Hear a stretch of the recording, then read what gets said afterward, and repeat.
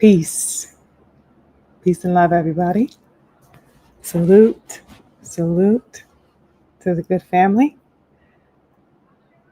Just checking my little stuff here. Should be good. Peace to everyone. Peace. Salute. Salute.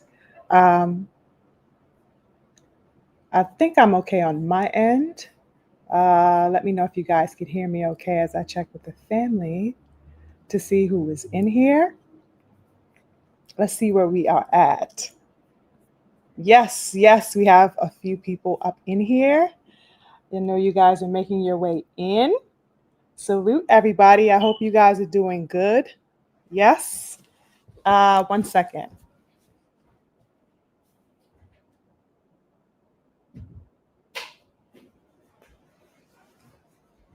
Yes, good people. Salute. Salute to everybody as you guys are making your way in.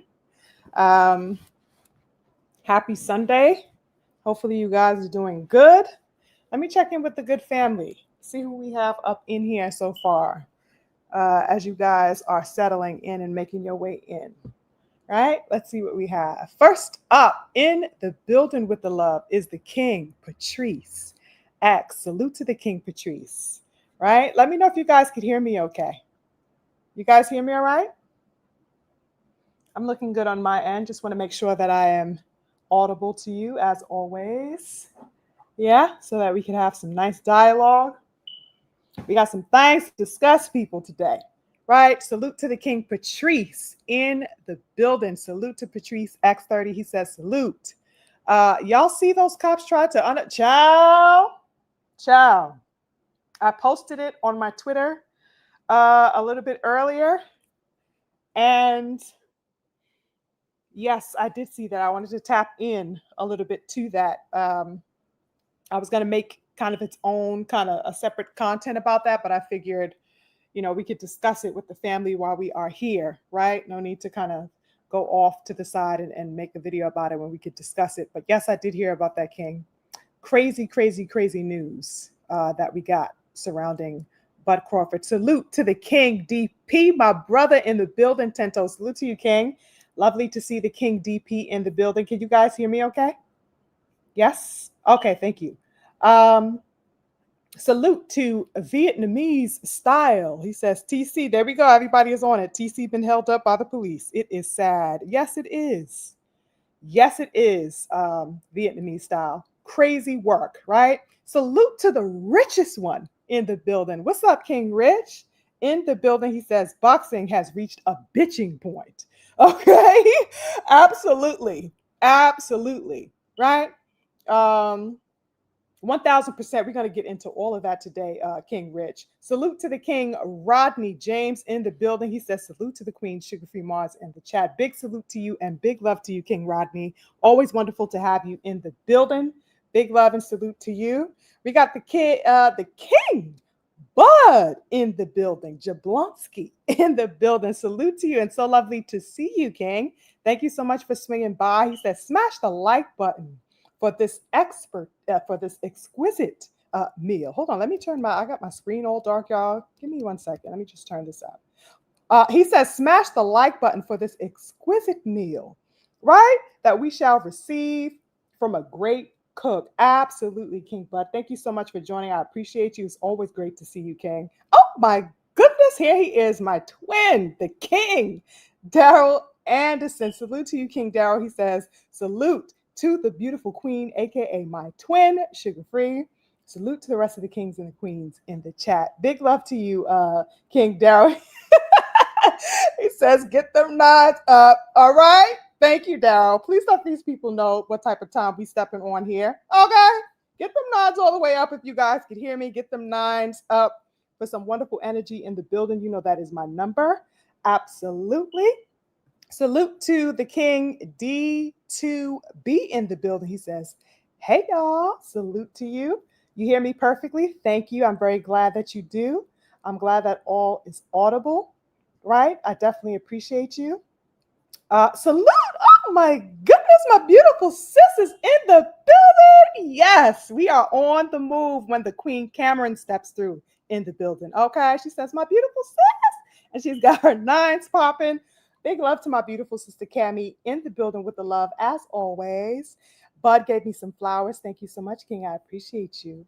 Yes.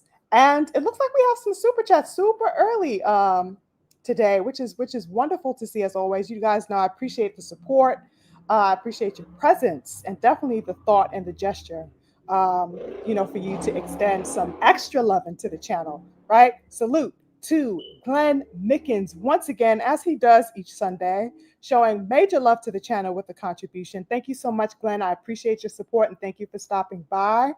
Oh, the King D2B added some extra love in the super chat today with some support. He says, shout out to Sugar Free Mars and the chat. We're all here to hear the truth. Oh my goodness. Very wonderful. Wonderful of you to say, because that is exactly what I intend to shed. That's my mission, King. So thank you so much for your support and the wonderful words of encouragement and support. I appreciate you. Oh my goodness, he done doubled up y'all with the love. He says, also, Tank Davis is a whole facts. Excuse my language. Right. We're going to get into that. We're going to really, really divulge all types of aspects today that I wanted to get into get in with the good family today, you guys. So many points to talk about, y'all. Real talk, no cap. Like, it's just so many things, that I wanted to discuss. I'm not even sure that I'll be able to get into all of the aspects that, I felt the need, or that I had been observing, because so much has been going on. So much has been, I guess, being revealed, if you will. A lot of things have been coming to surface, and I really do think that even though it's quite unfortunate the way in which things have been being revealed, or in other words, how the way that we've been coming into this kind of revelatory landscape that we are in right now, it is definitely much needed, even though I think it's quite an abrupt transition. It's quite a hard and jagged pill for people to swallow. Many of the placaters, the Purple Pain Patrol Crusaders, a lot of them have been crashing out, y'all, and coping has been the big thing over the past week, and moreover, really, for the past year, real talk, right? So that there is a lot on the table that I want to talk to you about. But firstly, let's just get into this really quickly, because I would feel absolutely remiss if I didn't mention this, as a preface to the show, even though it's not necessarily tied to what we're going to get into. It is breaking news. I'm not sure if you guys have heard that Bud Crawford was apparently held up at gunpoint last evening while he was in his vehicle, okay, with his team. And I'm guessing that this is, maybe, shortly after, the festivities of his parade, right? We all know that he was enjoying a weekend of festivities surrounding the parade and the welcome home and the congratulatory sentiment centered around him and his victory at home in Omaha over the weekend. And for whatever reason, you guys, last evening, he was pulled over by the goddamn police and held at gunpoint. Had a gun pointed to his face.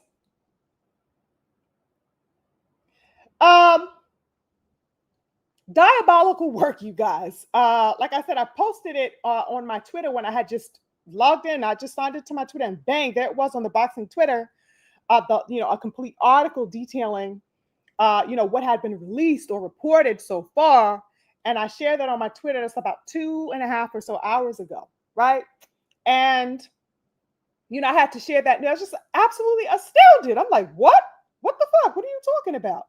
Right?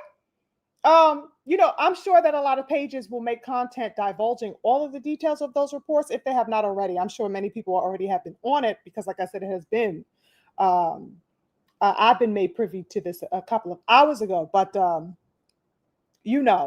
go check the article out. If you guys are on Twitter, find me on Twitter, right? SugarFreeMars, and go read the article, or just, do a quick Google search. You know what I'm saying? Take you 3 seconds to Google it. And I'm sure that you will come across, a plethora of articles written about it, because it's widespread at this particular point, right?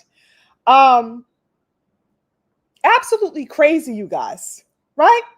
What a disgusting bit of news. You mean to tell me that a large goddamn public event that was held in Omaha for Bud Crawford, you guys, where the streets had to be shut down, where the pedestrian blockades had to be set up, and all types of parameters to make way and make room in preparation for that event that took place last night or last evening or whenever it was. You mean to tell me that whoever the fuck that officer was had absolutely no familiarity with who Bud Crawford was? You mean to tell me he had no goddamn idea who that parade was being held for? The champion of your city and state?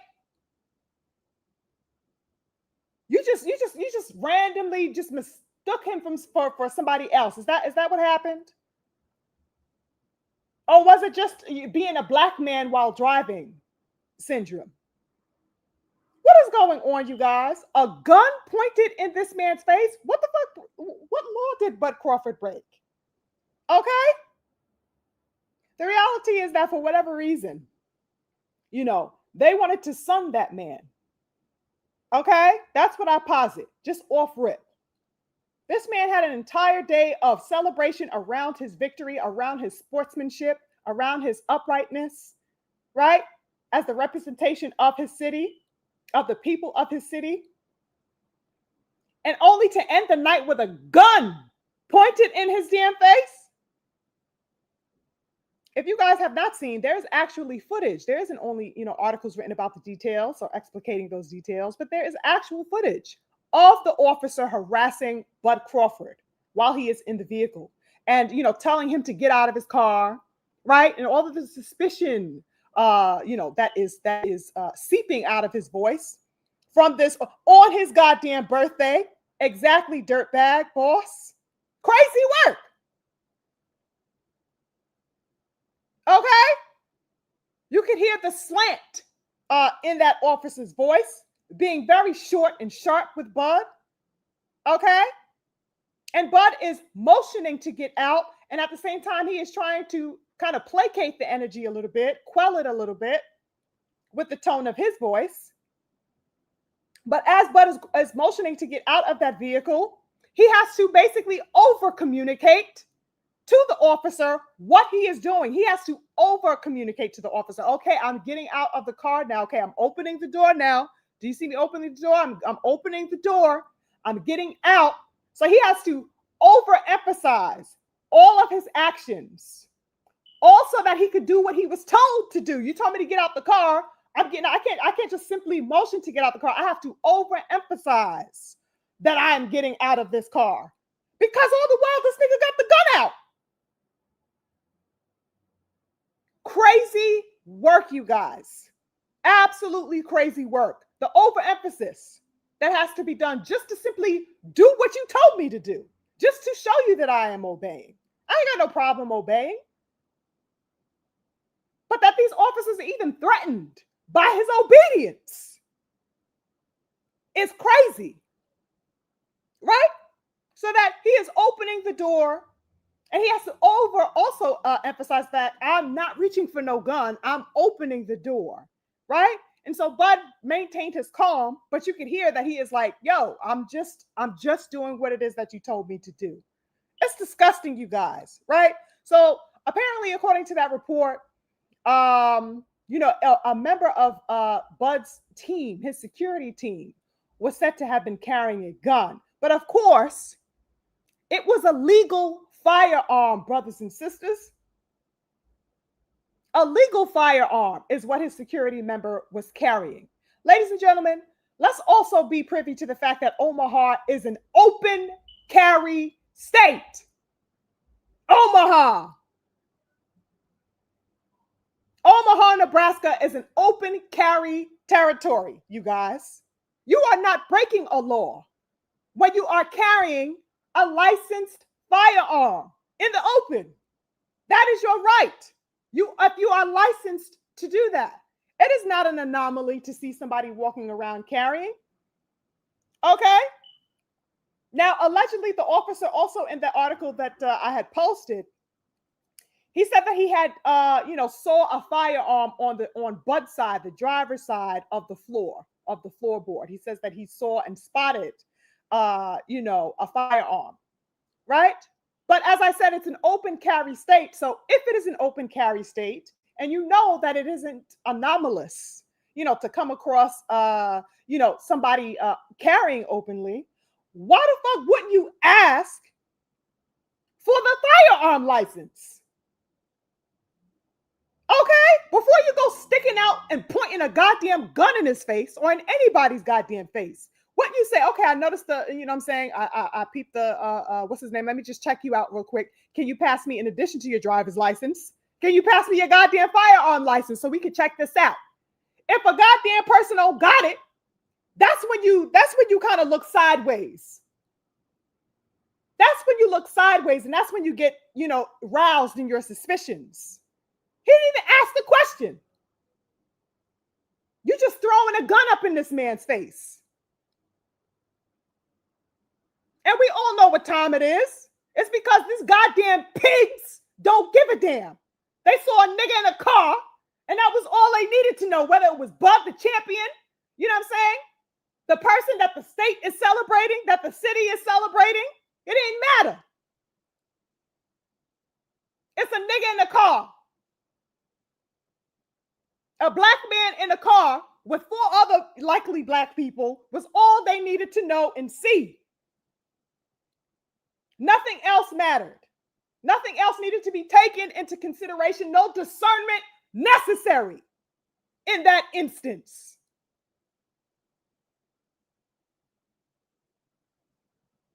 And also, apparently in that article, not only was Bud motion to get out of that car, but they had all 4 people in the car exit. And at the end of it all, I'm told that he was given a citation for reckless, quote unquote, driving. Reckless driving is said to be the cause of that police stop. Reckless driving. Now, how can that be proven? I don't know. I guess you have to, see how things unfold if the story is followed, from here on out. I guess the further details of that will be released or made public. But the sheriff's, department, I guess they released a statement and saying, oh, we know that Bud was in celebration, and it's so kind of disheartened to find out that all the celebratory festivities, have been dampened in lieu of this news and all this, that, and the third. And we're going to do an investigation. You know how they talk. They politicize everything, right? They tried to be politically correct in the manner. But it's just crazy to me that the man that the whole entire city is celebrating, somehow the police officer, right, doesn't know who this man is, has no idea, as if the city did not gather all the intel necessary to prepare for that particular event. So y'all just wake up in the morning and just don't know what the fuck is going on in your city? A huge event to that capacity in celebration of this man? Like I said, where you got to block streets off, where there's going to be vendors, there's going to be, people, certain streets are going to have to be shut down. All these types of things that really are going to involve the entire city. How the fuck do you not know who this man is? It's crazy work. And even, like I said, aside from the fact that he is this public figure, the representative of their city and state, but even more so, the actions or the failure to act, I should say, properly in dealing with, coming across any person carrying a firearm, being that it's an open carry state, you guys should have some regulations that do not involve the harassment of citizens who are legally licensed to carry their firearms. It's disgusting. Absolutely disgusting. But we all know what time it is when there's a black man, that is, made to seem the suspicious one, right? He is always counterfeit. None of his rights apply to him, right? It's just disgusting. Absolutely disgusting work, you guys. Go read the full details of that article. Go check out the footage. It is available. It is made public now. Go check it out. I was absolutely repulsed, repulsed watching that clip. It's about maybe a minute long, if that. Disgusting work, you guys. Thank goodness that Bud did not come out harmed. Okay, because we know how these things escalate and we know how these things go, right? We saw Philando Castile in his car, submitting, complying, obeying, and he was shot in front of his child and the mother of his child. I can't even get started there, you guys. You know what I'm saying? Thank goodness Bud and his team are okay. I'm not sure if he intends to press on the matter, you know what I'm saying, and have an investigation brought into that whatever precinct or department that officer is from and represents. But Lord have mercy. Excuse me? What? Absolutely disgusting. But I'm glad that he is okay, as I said. But that is crazy work. I was not in any good mood watching that or reading that article. It's disgusting and abhorrent what happened to him. Today is this man's birthday. Yesterday he spent the day celebrating. It's just disgusting that this man, a gun in his face. Oh, beautiful people. Crazy work. Salute to the brothers and sisters who are making their way in that I didn't get to see. Let me see who we got in here before I start today's actual discourse. Right, but I definitely wanted to speak about that. It's important for us to be, not only, of course, is it boxing related, but Bud Crawford is our brother. He is our shining brother. Okay, and he cannot even be celebrated.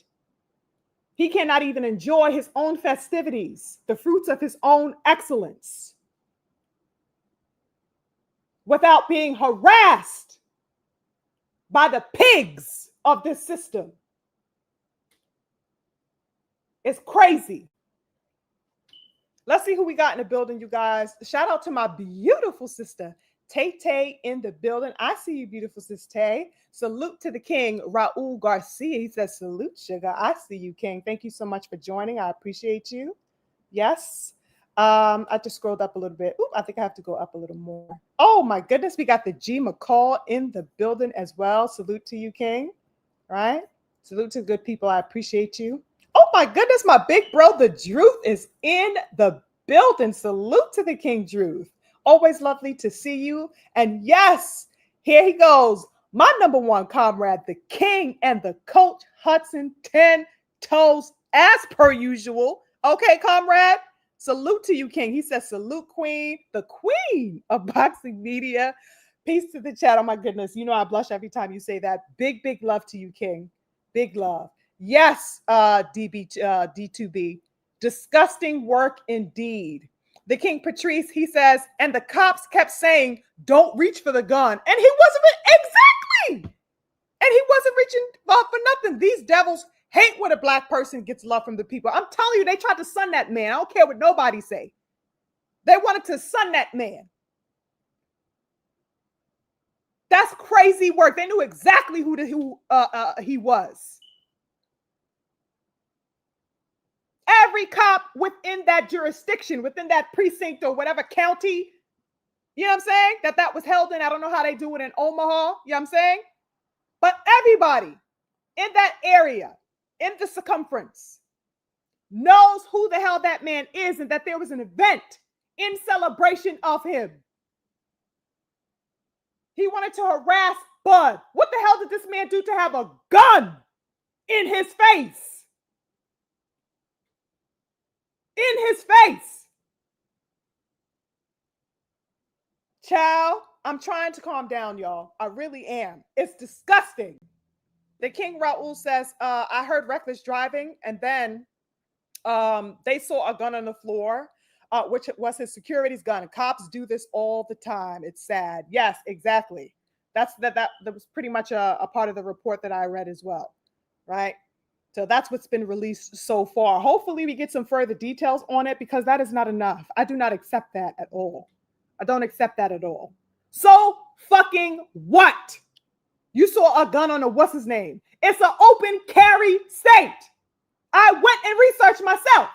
That's among the primary questions I had. Well, what state is Omaha? Is it open carry over there in Omaha, Nebraska? Yes, it is. And the fact that it was reported in the article, right, that it was confirmed that it was a legal firearm, just says everything in and of itself about the conduct of that officer.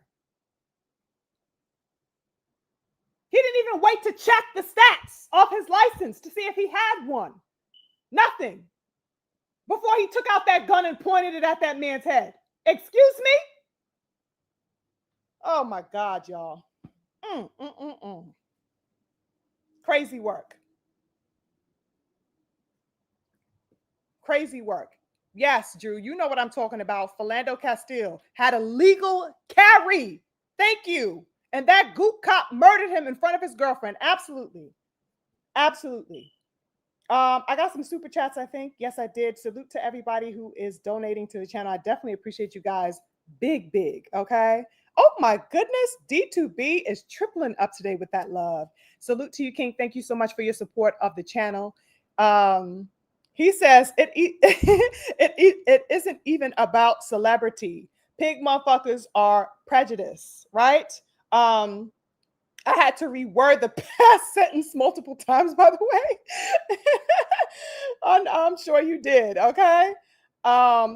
Yes, but I totally agree with you. Totally agree with you. My big brother Juice showing some love in the super chat as well. He says Blue Blood just said that the mayor said that the cops will be suspended and investigated. I am glad because in the article that I had posted some hours ago had just said, that the sheriff or, whoever is at the helm of, the precinct or whatever, was saying that, the investigation was going to be held. But I'm glad to know that there is a suspension either pending or underway because it's definitely deserved. How dare you? How dare you? It's disgusting. But we know what time it is, right? Salute to the King Jose Diaz. Salute to you. He says, so that means you're guilty until proven innocent, but they don't even give him a chance. They never gave me a chance, child. They don't give any of us a chance. It's just, you're a threat on sight. Your existence rouses suspicion. You are already associated with illicit behavior, illicit activity. Whether you are affiliated with that or not, whether you are of that character or not. This is another example of that. Clearly explicated, clearly exemplified here. This man cannot even enjoy his own celebration. His disgusting work that he had to end his evening with a gun in his face. And that his team members had to sit back and witness that as well. And be subject to it because they were also told to get out of that vehicle. Disgusting pigs. Salute to my queen, Mama Love. Jaquila Fields in the building. I see you, queen. Thank you so much, Mama Love, for joining. I appreciate you very much. Salute to the King, G Tatted. I see you guys making your way in. Now, basically, D, right. Y'all do know that being suspended means a paid vacation. Often, all too often, that is definitely the case. But we'll see. We'll see what happens. Now, you guys, let's get into this, right? Let me take a sip of my drink here. Because there is a lot that I wanted to divulge with you guys concerning. That's one fiasco, right? In boxing, right? Boxing is such a volatile place. In general, with this news of Bud Crawford, like I said, thank goodness he's okay. But in other news concerning the boxing world, another fiasco, kind of has been inundating us for the past week, you guys. And of course, I'm talking about none other than Purple Pain, Red Light Special Davis. Okay. Um, Real talk, you guys. Initially, I literally was just like a sponge, like soaking up all of the intel, watching the press conferences, following the tweets. Even when I was not trying to, it was so much stuff that was just unfolding and flooding, the social media landscape, and in us sitting back and watching the debacle of the promotion, surrounding the fight in November with Jake Paul and Tank Davis, you guys. I really was at a loss for words, so much so that I did not even know if I was going to be able, let's just say that, to have a discussion on it, because I was unable throughout the week to really rally and gather and pinpoint my views on what it was that I was witnessing. And that is because so many things were in front of me that I felt needed unpacking. Okay, all types of layers and sub layers, surface things that are the substrata, all layers, right? I'm looking at this crazy fiasco, and so many different questions are popping up in my mind that I'm like, how the hell am I going to centralize this discussion for the good family when we talk about it on Sunday? But I think I kind of rallied up, enough of the most significant points, or at least, enough aspects within those significant points, to have kind of a coherent discussion with you without kind of, veering off into all of the dimensions that kind of opened up in viewing this stuff over the week. And I'm sure that many of you have a whole lot of goddamn thoughts about, Tank Davis and this Jake Paul unfolding roller coaster that we are on right now and that we have been witnessing. Now, I'll say this. I really did sit back throughout the past week and, I have been astounded and amazed by what I have seen of Tank Davis. And I have been astounded and taken aback by this young man for some time, but really not to the degree that I have been over the past, I guess, coming into a year, right? 6 months to a year. But this past week, you guys, has been intolerable, absolutely intolerable for me personally, as somebody who was a avid supporter of him for many years. Now, I was amazed, and I've likewise been amazed by, the climate, you guys, the climate within the boxing world, right? So that there's him, but there's also the climate that I have been amazed by within the boxing world that has propelled, supported, co-conspired alongside, and co-created this aberration that I refer to as Purple Pain Davis. You understand me? There is him, but he is not operating alone. He is not a singularity in this disparity, right? But that there has been a whole entire network, a system around him that has supported and co-created the nonsense, the folly alongside him. You understand what I'm talking about? There is so much to say, you guys, and divulge around this phenomena, like I said, that I am almost at a loss for words. I almost have no words, right? That can truly explicate, or that can really circumnavigate all of the nuanced layers, right? All of the things that we have been witnessing over the past week, you guys, right? Now, One of the things that I picked up on, uh, and that was very, very, very blatantly stated, that I felt was due some uh, analysis on, was the fact that he recently stated that boxing is dead, as many of you, the brothers and sisters, may know, right? Boxing is dead. We saw him say that in a tweet. Yeah, boxing is dead, right? Now, of course, upon hearing that, us real ones, right? A real live boxing enthusiast like me, like us, right? We're gonna sit back and we heard that, and I guess our reaction naturally would be, the fuck is this man talking about boxing is dead? Why would you say something like that? Why are you disrespecting the sport? Boxing is not dead, right? That would be kind of our initial reaction. Like, the fuck is this man talking about? Boxing is dead. Who the hell are you talking to? How dare you, right? But when I ruminated upon who this statement was coming from, it brought me upon an alternative reaction and disposition to his statement, right? I arrived at an alternative way of viewing this particular statement. And what I came to realize is that I agree. I agree with Purple Pain. I absolutely agree with that statement that he made. I concur, in other words, right? I concur with that notion that the demise of boxing, as he knows it, is facing an imminent burial.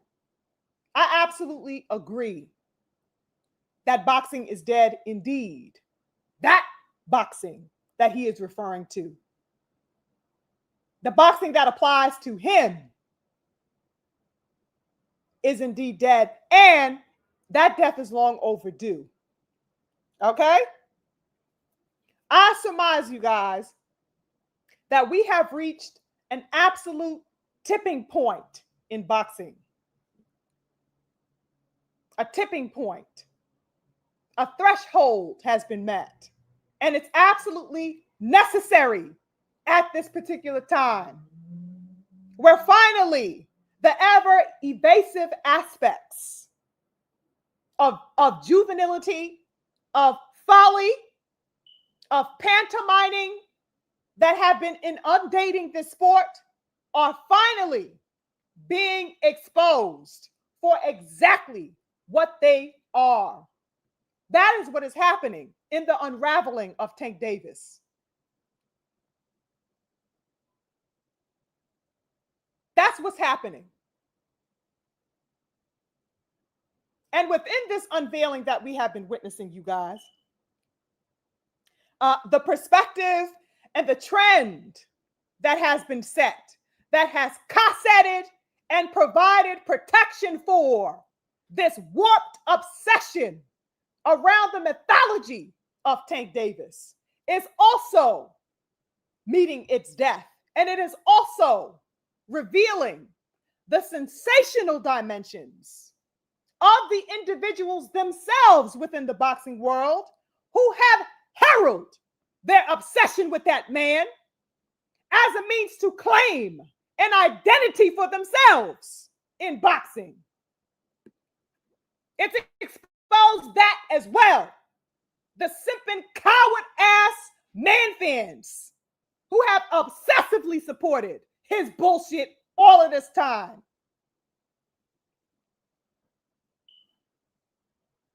So that not only is Tank Davis facing complete and full exposure, but there is a harsh light placed on the cowards who upheld him and justified his cowardice.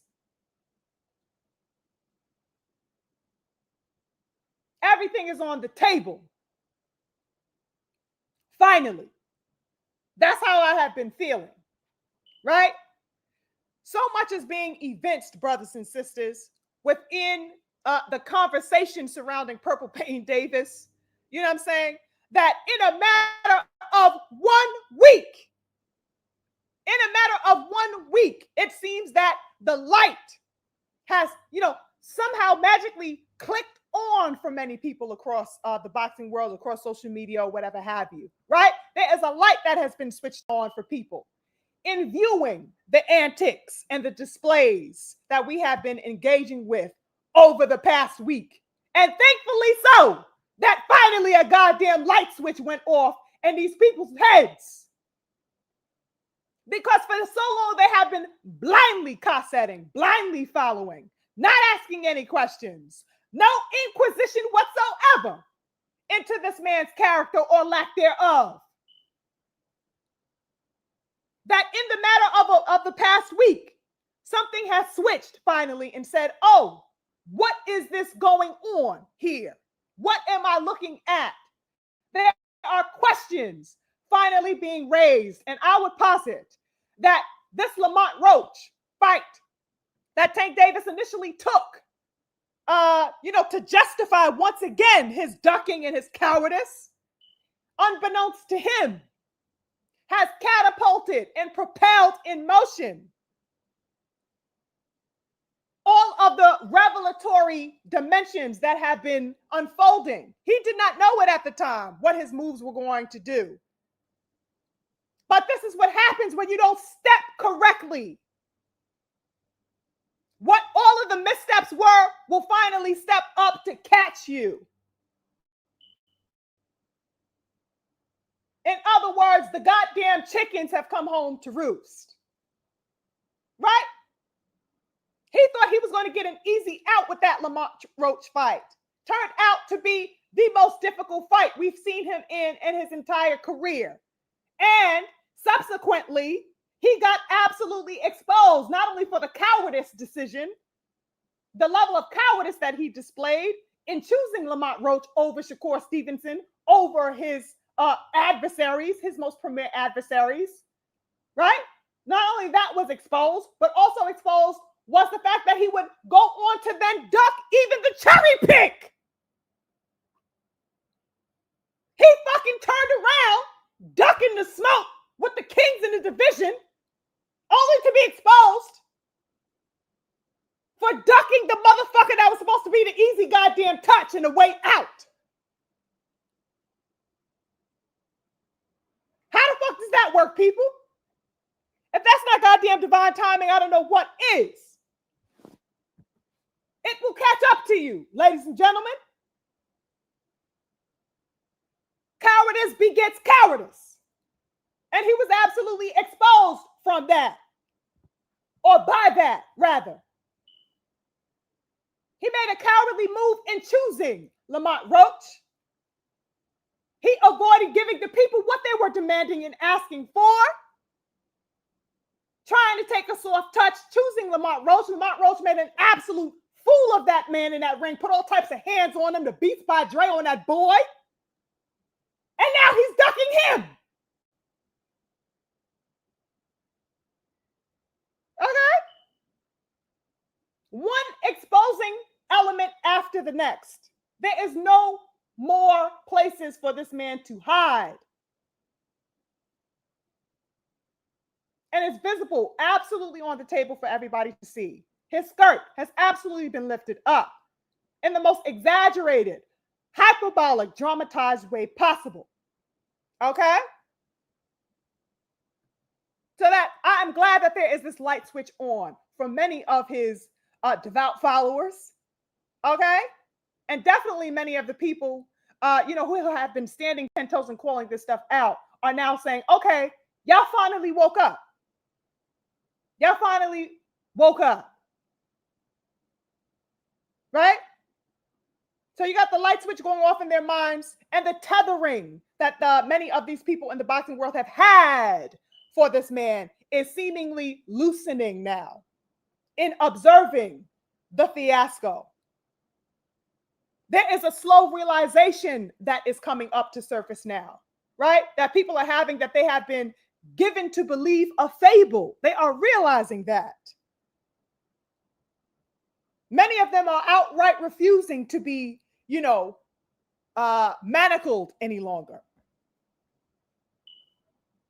They don't want to be handcuffed or tied any longer.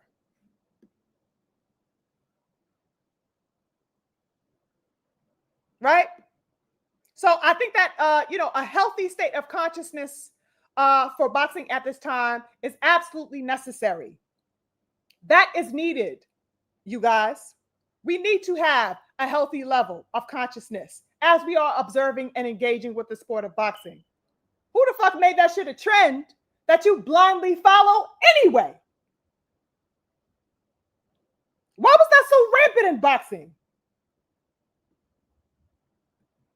How did that become the cute thing to do?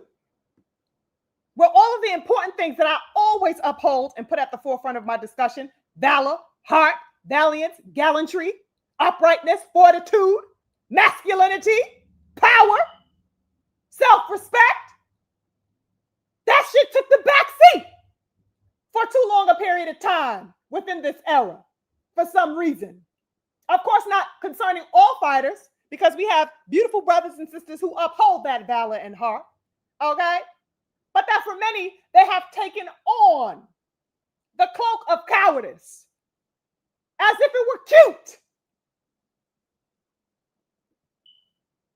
and made a trend of it, so much so that they had people reciting that nonsensical logic, reciting and pushing and promoting it as if it was the thing to do, to be backing away from and cowering away from, rescinding from championship, from warriorship. Excuse me?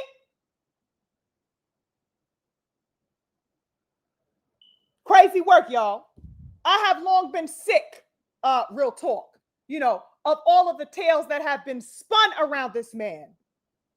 The excuses, the placating, the pandering that we have all seen, that we are all privy to, the strange need to assuage this man's temperament to protect his delicate ego. What? It's been absolutely abhorrent to me to watch this stuff unfold all of this time. I never understood why it had been prolonged. I never understood that watching that, brothers and sisters. I'm like, what, are y'all fucking seeing what I'm seeing? Why is this acceptable? You know what I mean? I do not know why any of that was made a trend in this sport when it came specifically to Purple Pain Davis. You understand me? He was, made a darling. He was like, a porcelain doll. You know what I'm saying? You guys know I always bring up that analogy. I always give that analogy of the porcelain doll. He cannot be touched, in other words. He cannot be inspected. He cannot be interrogated, whatever. You bet not say anything to him. You bet not ask him anything. You better not ask of him a level of valor and tenacity and temerity. You better not. That's been the energy, you guys, as we know.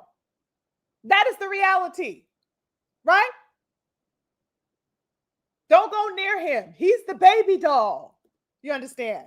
So that the reality is that, while this was done, it was really an effort that was being made, to keep people ensorcelled by his manufactured mystique.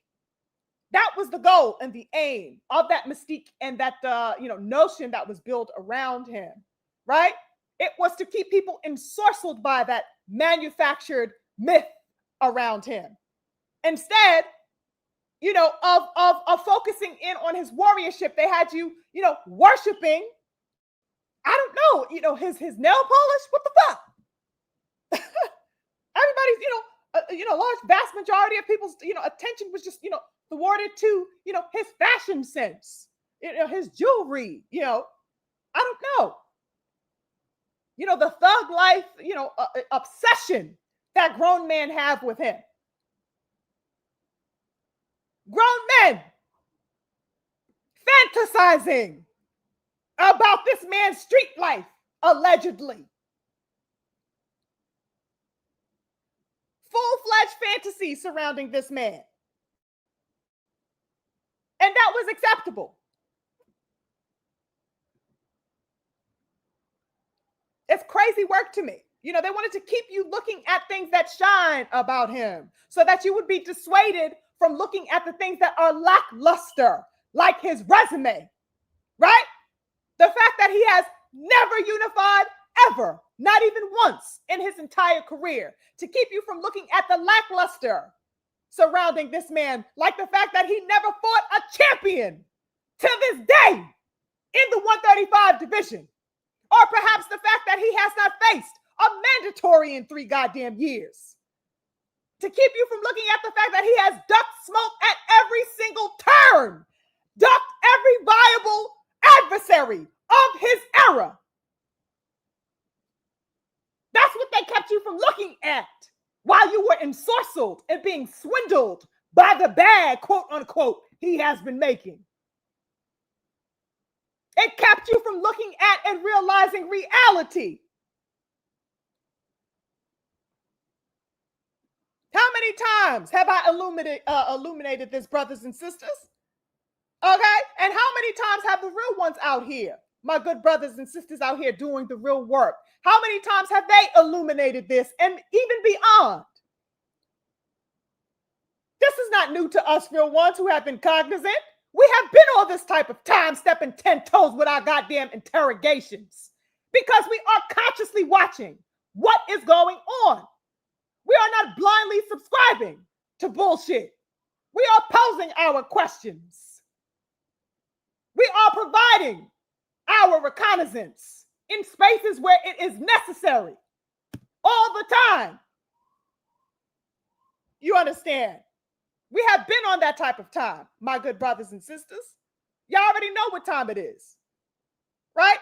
But the general attention, of boxing fans, the general attention, has faced a level of curtailment that they don't even, realize that has been happening to them. Their focus has faced a level of curtailment that has left, many people dazed and stuck within a very limited and myopic interaction, not only with him, but with the sport, with the concept of warriorship. That's what's been, hanging in the balance. So that the sacrificing of these principles and of these, founding characteristics that we love and uphold about the sport have absolutely been sacrificed just so that we could uphold what? In Tank Davis, a fucking cheerleading team?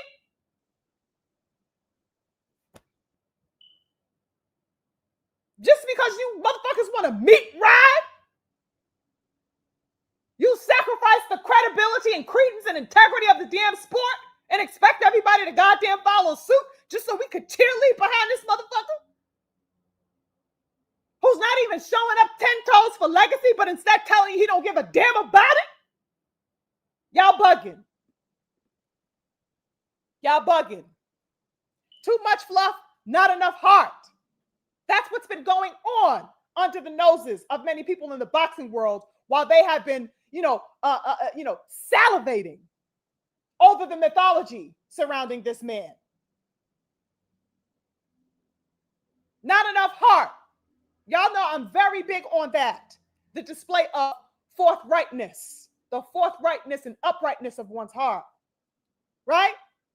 There is nothing wrong, brothers and sisters, with aspiring energy, right? With the imaginative, the wishful sentiments that we have around our fighters, especially fighters that we really, really relate to or want to relate to, get to know and engage with. There's nothing wrong with that type of wishful, energy, right? That's a nuance that adds a level of wonderment to the sport that we all share. Everybody, has a sense of, that wishful, warm-hearted energy, hopeful energy for our favorite fighters. Nothing wrong with that, okay? But what the problem is that, many spectators, have gone awry with the perspective in this era. It's something that I cannot say, or, I've seen, or that I could really attribute in past eras the way that I've seen it now. It's something else. It has morphed and transitioned into something completely, unfathomable, real talk. We do not need an illusory approach in order to enjoy and partake in the sport of boxing, brothers and sisters. We can be cognizant without losing the art that we love. Purple Pain Davis, real talk, you know what I'm saying, has represented to me a cataclysm. He has represented a cataclysm to this era of boxing in various ways. Various ways. He has been a detriment in many ways via the output of his behavior. Okay? As we behold, what's recently been unfolding, good people, we see that very aspect crystallized. We see the detriment that he has posed and presented to the sport of boxing. Just in observing him over the past week, brothers and sisters, let's not play stupid. We are seeing a level of petulance, absolute petulance in him that has gone unabated and unchecked. That's why it is there, because he has been allowed to exist and behave that way. His patterns have been coddled. People have been afraid to call this man out, to hold him to the stake, to give him any level of accountability. This is why the petulance is at an all goddamn high, all-time high. His tantrums, okay, we have seen that. His fits have been made to seem as if, they were cute. The baby. Don't worry, y'all. He just tired. Don't worry about him. Don't worry about Tank. Never mind. He had a long camp. He just got a lot on his mind. Why about we just unloosen his collar a little bit? Just pat him on the back, Daddy. It's okay, Daddy. Don't worry. Just babying this goddamn man. Grown-ass men out here talking to this man this way. He didn't really mean it now, you hear? Daddy is just a little tired. You hear me? It's like, what? What is going on? What is this? What is this level of coddling? Y'all don't give it up like that to no other motherfucking fighter? No black fighter? Y'all looking at every other elite black male expecting them to go get it. You look at Shakur Stevenson, he don't perform to your liking. You guys are smiting him and shunning him at the drop of a goddamn dime. Devin Haney don't get in there and stand on business to your motherfucking satisfaction. You guys are writing him out of the sport completely and calling him all types of whatever it is that you can think of. Unabashedly and unapologetically. Meanwhile, Tank Davis out here not standing on any type of valor whatsoever. And you guys lay out a red carpet for this man Gusling with your knee pads on deck. Excuse me? Excuse me. Where's the accountability? You giving it, all types of hell to people who are actually showcasing warriorship, trying to attain some semblance of credence in their craft. You guys are ready to behead these men for nothing. Meanwhile, this man is sidestepping his own purpose, his own potential. And you guys allow for that to happen. Unabated.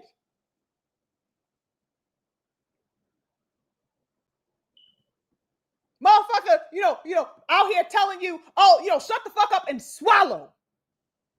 And you better not goddamn gag while you're doing it either. And y'all motherfucking assume the position ASAP. Knee pads ready. Hair all the way up in the goddamn ponytail. What?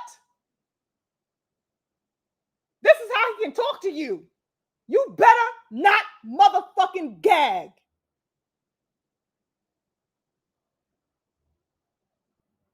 This is the energy and the temperament. It's embarrassing to you, to these suckers out here on that type of time, allowing that mistreatment and that disrespect and allowing him to assume such a position of, inflated entitlement, to be able to get away with something like that, to even think that he can.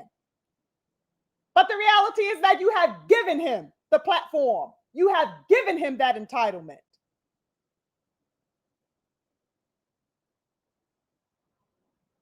So that, he has represented, the absolute antithesis of what many of us real ones are beholden to in the sport. He is the antithesis of that. He has been glorified for his position as the antithesis of valor, as the antithesis of Black elite excellence, as the antithesis of pure, unabated warriorship. You have praised him because he stands in opposition of those valuable characteristics. Excuse me. We are here, beautiful brothers and sisters, because of the men and the women who have carved out their place despite every single challenge that they have faced in the sport throughout history, our beautiful Black legends. We are here because of those brothers and sisters. We are here because they dared to face unbelievable circumstances throughout history in the sport.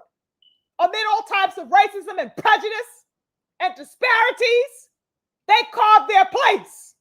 We are here because they showed a display of incomparable grit, unyielding fortitude, a hunger and a drive for competition among the best. Those are the shoulders we stand on. That's why we are here, brothers and sisters, as real boxing fans, because we are looking towards that light of the beautiful giants who paved the way, who wanted to fight the best and prove that they were the best among all of their contemporaries, to prove their own valor, their own mettle, their own credence and intrepidity.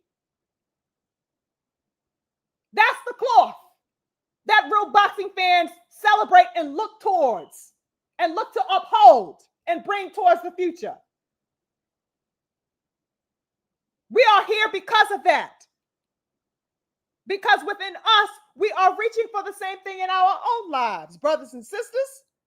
We are looking and reaching for the same things in our own crafts, in our own day-to-day discoveries, so that we salute the kings and queens who give it up and who have given it up that way on that type of time. That's what we support as boxing fans. You tell me, what then has Purple Pain Davis contributed within that line of function, ladies and gentlemen? If he is standing in opposition to that level of valor, what has been his functioning in the sport? What has been his contribution if he is the antithesis of those things? What has he passed on, operating as the antithesis of those things? What has he demonstrated? What has he evinced to the degree of that level of integrity? You tell me.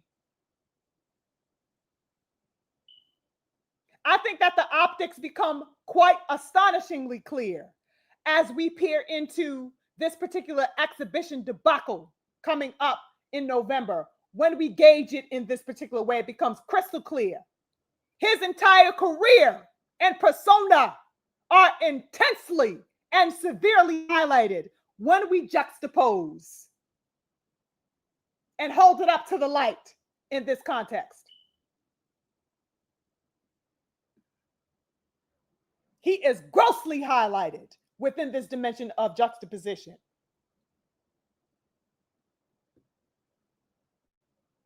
You know what I mean? And real talk, a lot of people have been coping with this particular reality, you guys. Y'all seen it across social media, okay? Y'all know exactly what I'm talking about. A lot of people out here coping with that, trying to deal with what it is that they see of this man right now, okay? There are many who are still choosing willful blindness, of course. We got people out here willfully blind still, even after observing everything that has been unfolding, right? We got people wanting to caress his hand, right? People out here still wanting to whisper in this man's ear. They want to whisper to him, oh, it's okay. You're still my man. You got people out here on that type of time, trust and believe there is a plethora of them, plethora, right? But then alternatively, there are many people and diehards that are, like I said, awakening, who have woken up. They are saying, excuse me, I'm done. I cannot support this anymore. I refuse to go beyond this particular point. You know what I'm saying? This is a line I refuse to cross. There are many of them too that I have been gauging and witnessing, right? People coming to terms with what it is that they are seeing, right? Like I said, too bright a light has been, cast where, it's being exposed, the years and years of his wild, incessant revocations, right? His countermanding, his outright refusal to compete with the best. People are looking at that fully exposed now. His decision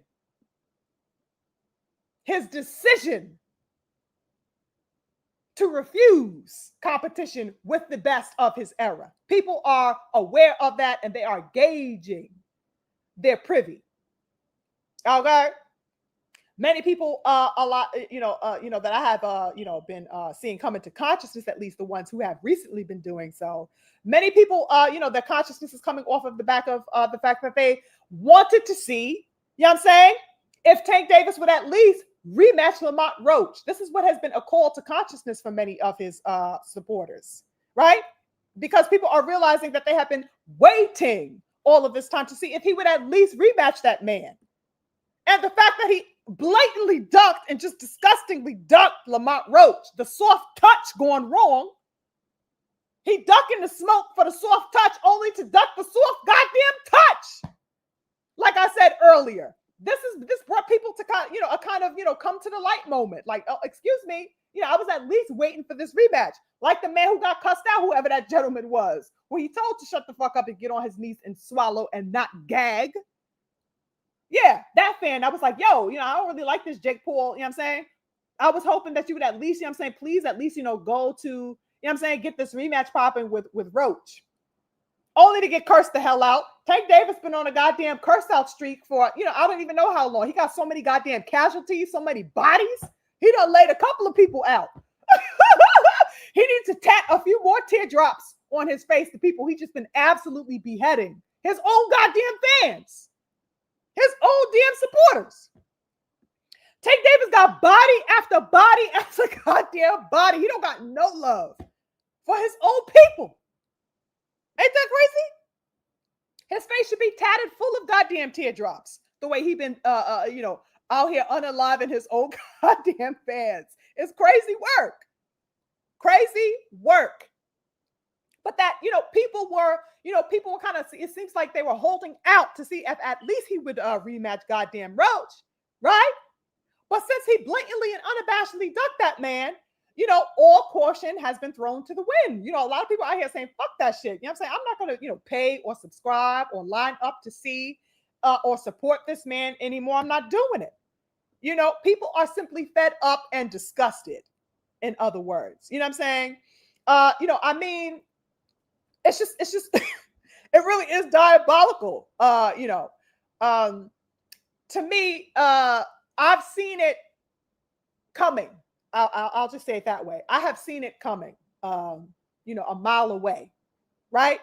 I just saw the slow unfolding of this, so that it is not simply, it's not new to me. I'll say that, right? It's not necessarily surprising to me. I did not need to see a volcano eruption, in other words, to know that Purple Pain Davis was treading some unstable, wayward, topsy-turvy grounds as far as his behavior. I kind of saw the unfolding of this. Okay. I saw it and I backed away from it slowly until I said, okay, you know what? I had all the proof that I needed to where I completely rescinded my support for him in totality. Right. That's why I say, you guys, reconnaissance is needed.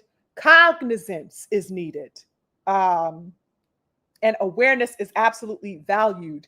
You have to bring a level of interrogation and inspection and analysis and coherence to what it is that you do. I don't know how many times I say it, time and time again. Just because you are engaging with a sport, it does not mean that your cognizance is not necessary. You should not be sitting back and blindly viewing or engaging with anything. If you see some fuck shit, you know what I mean? It does not make it less of being fuck shit just because it's coming from an athlete or just because it is being exemplified within the context of sports and entertainment, right? So that just because I was a supporter, in other words, of Tank Davis for many, many, many years, that did not mean that I was going to ignore what I was seeing of him, let's say over the past 2-3 years, particularly, and up until this point. You know what I mean? The fiasco that is this fight with Jake Paul, because that's what I call it, a fiasco, right? It's but a culmination. It's a culmination, you guys. This is not new. These things that we have been seeing unfolding concerning, let's say, the recent promotional presses that they have been on, and his behavior and the way that he has been handling himself. It's a culmination, you guys, of years and years of latent cowardice within this man, latent fear that he has held of competition and championship, and also a culmination of his sole desire for the accumulation of material gains. Nothing else mattered. Nothing else mattered. These are all just rising now to the surface. He has, had absolutely no problem bleeding out the entire boxing world or his fans. He had no problem bleeding all of that shit out, bleeding everybody the fuck out. No problem whatsoever.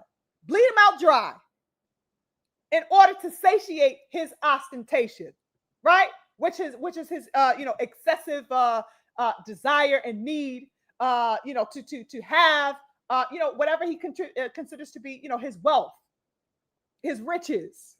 That has been the object of his desire and of his attention and focus. The satiating of his ostentation. Okay?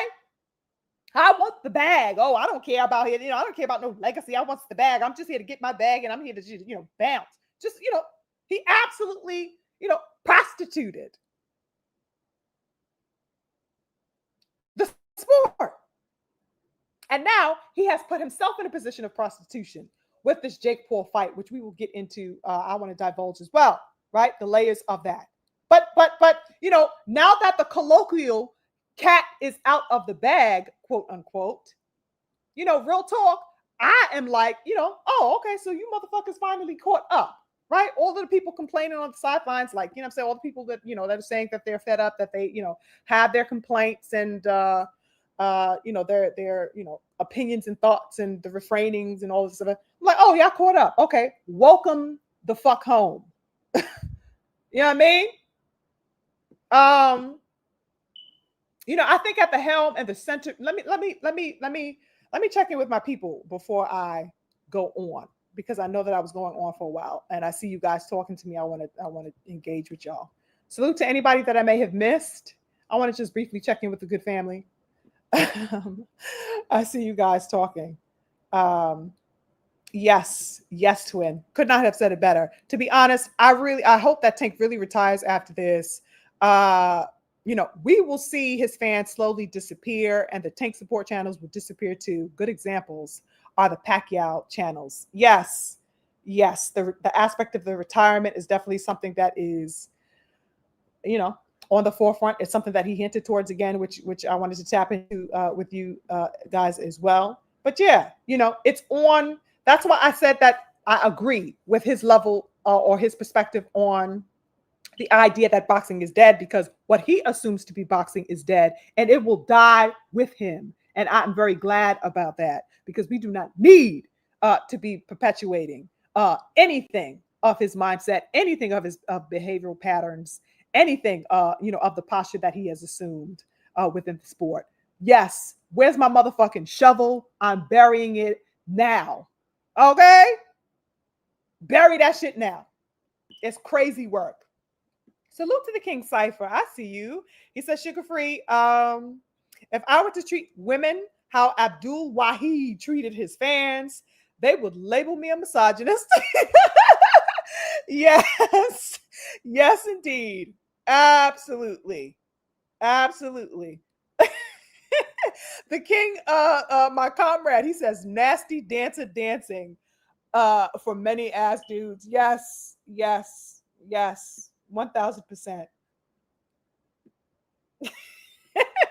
The twin says, I seriously believe some of these tank maniacs will give Tank the cheeks on sight. I mean, just hand it to him. That man got to ask. He ain't got to beg. He ain't got to blink twice, child. Here you go. Here you go. Don't you say a word, daddy. Here it is. That's the type of time, unfortunately, that many people have been on as it pertains to this man for I don't even know how many years at this point. Oh, I see the King KBD in the building. Salute. KDB, he says, tank fans crashing out everywhere. I see. Ciao. Salute to the King Al Rogan. Nice to see you again. Thank you for joining. I appreciate you.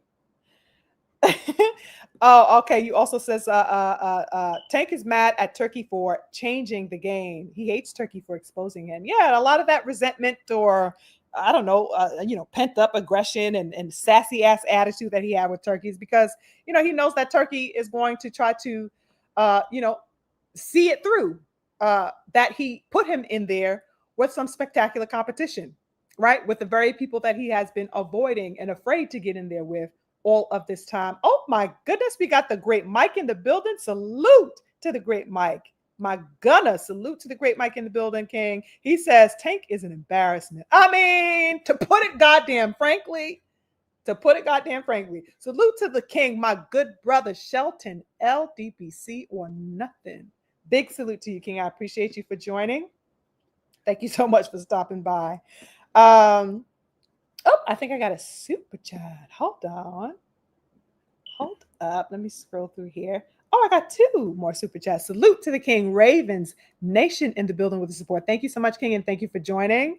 Oh my goodness, my big stepper D2B also came back in the super chat. He says, I think it's time to watch the party die. Kendrick Lamar, Duckworth rap, and boxing are kinda a mirror. No? Absolutely. Absolutely at this particular time, King. Yes, indeed, it is.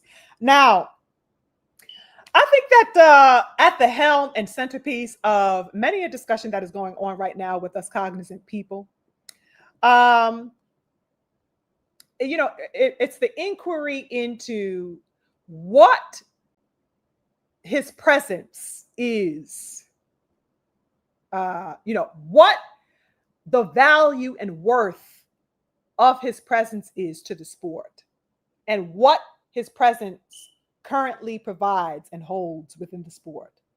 What is it actually worth?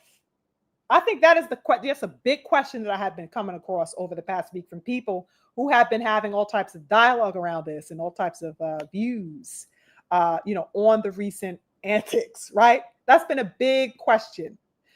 Now, the dialogue being sparked, you guys, surrounding that question is multifold and it's very vast because boxing enthusiasts like us here today, my good people, my good family, and just around the boxing landscape across social media in general, are facing this vast kind of question because, across the board, people really want to get to the bottom of why, they have been essentially swindled and allowed to be made a mockery of as supporters of boxing and as his supporters specifically. People want to really get to, they are asking that, they are gauging that. Well, why am I being made a mockery of? I have supported you. I have been 10 toes. I have gone to your fights. And if not, I have talked about your fights. And if not, I have purchased the fight and all of the above, perhaps, right? But people are asking this question. Why am I being swindled and made a mockery of? You know what I'm saying? Why are you telling me not to gag? You know what I'm saying? What is this posture? What is this puffing up that you are doing with me? You know what I'm saying? And that's from the excessive purple pain patrol, the sassy ass man fans, all the way down to the real, you know what I'm saying, the real tank, people who call themselves tank fans who are not deluded and demented in that way with that obsession with him or anything like that. But all spectrums of his fans, from one extreme and one degree to the next, have been coming to this question and want to get to the bottom of that, right? They are dealing with that. That's really at the helm of the fundamental analysis of many people right now. And for me, really, there is a need for a collective interrogation, right? Where I am not simply looking to call out Purple Pain Davis for his waywardness as an athlete, for his neglect, of his responsibilities as an athlete, for his rejection of warriorship, for his relinquishing of purpose and stature in a line of a history of beautiful brothers before him.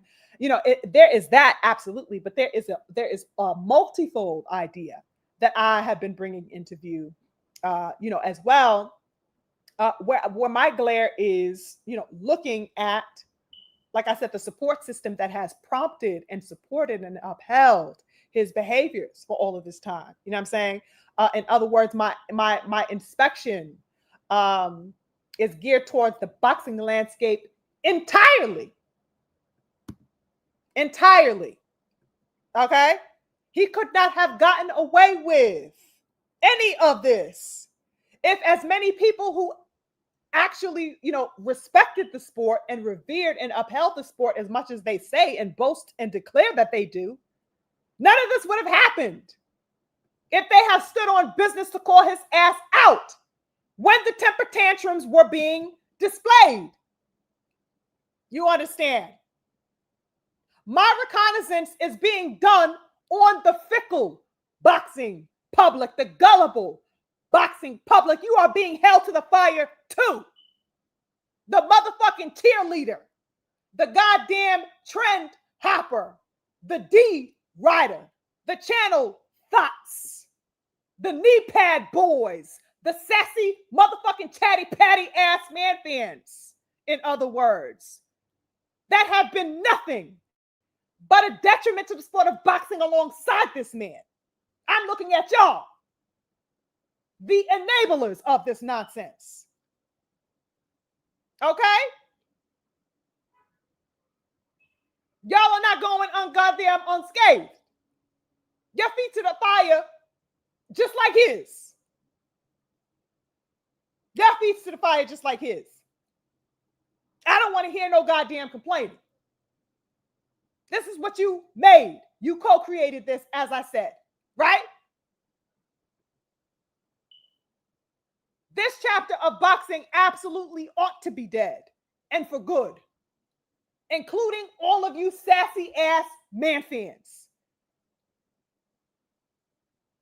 Just like my twin said earlier, he can go and y'all can go whole ass with him.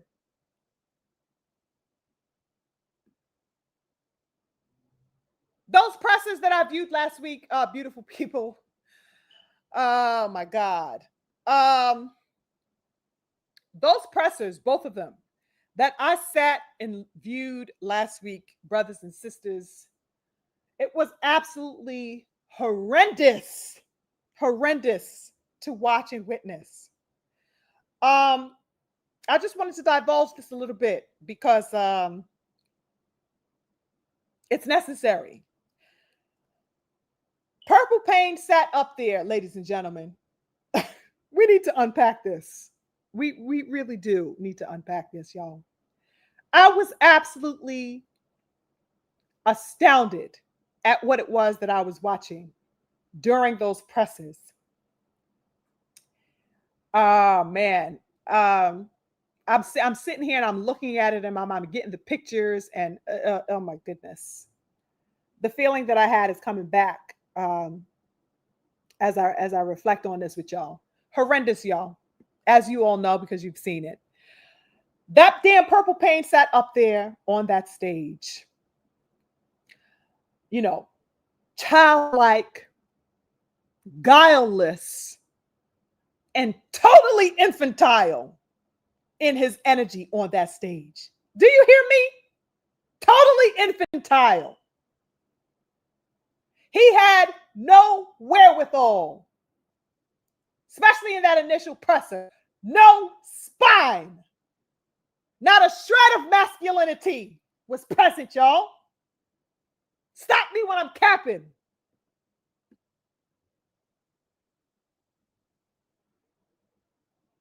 Not a shred of masculinity was present. No spine in sight. It was an absolute difficult watch, you guys. Difficult watch. No cap. My goddamn stomach turns just thinking about that shit. That man looked compromised, self-sabotaging at times. He looked to be like, a recluse, at certain points, completely interior, disconnected, aloof at moments, unaware, insecure, meek. What the fuck were we witnessing, y'all? It was to the point where I was like, why do they have that man on stage? That first presser had me saying, get him some help. For real. Like, not even joking. This man needs help. He had the demeanor of, why should I care? At certain moments, he even said that. Why should I care what others think of me? Why should I even want to engage? Why should I care about my safety? Why should I care about the weight disparity? Did you see that man's eyes? Did you see the look in that man's eyes? At particular moments in that initial presser, you guys? He was blank. Absolutely empty and disconnected. He did not want to be there.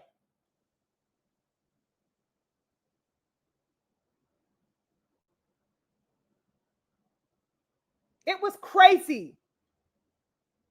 I questioned his stability mentally in that initial presser. I walked away feeling uneasy.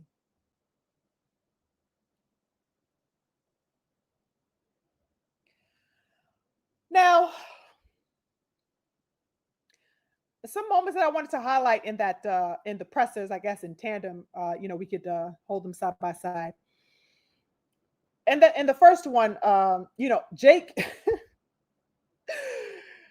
Jake just toyed with this damn man, just incessantly, nonstop. He had balloon makers on that stage. Jake had the goddamn man make Tank Davis a balloon, y'all.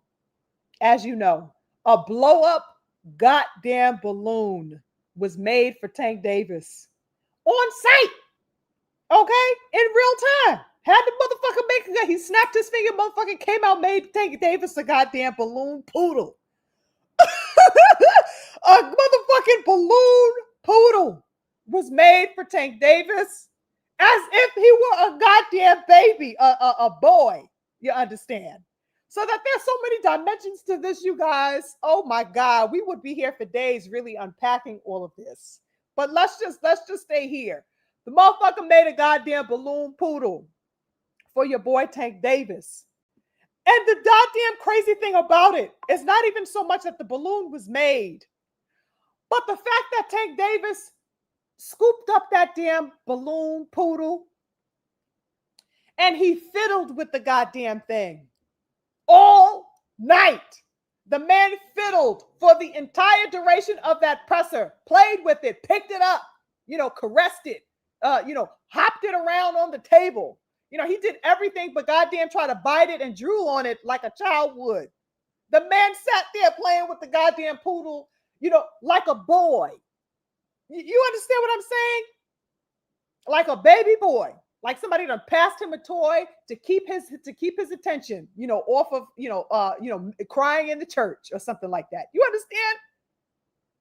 It was like watching a kid be distracted by a pacifier. You understand?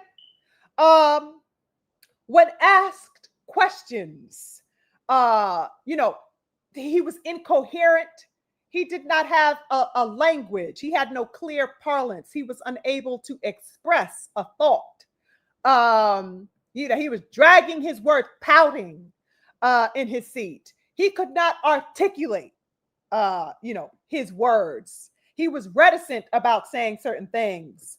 He had an attitude at the same time, though, for much of that presser. He did not want to be asked questions, especially anything that sought to divulge any details on if he would, fight his competition. Oh, after Jake Paul, even Lamont Roach, the rematch was brought up. He had an attitude about that.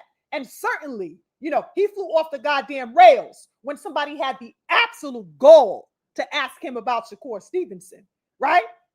Because we already know what type of time he's on when Shakur's name gets brought up. We saw that in the build up to the presser with the Lamont Roach fight, right?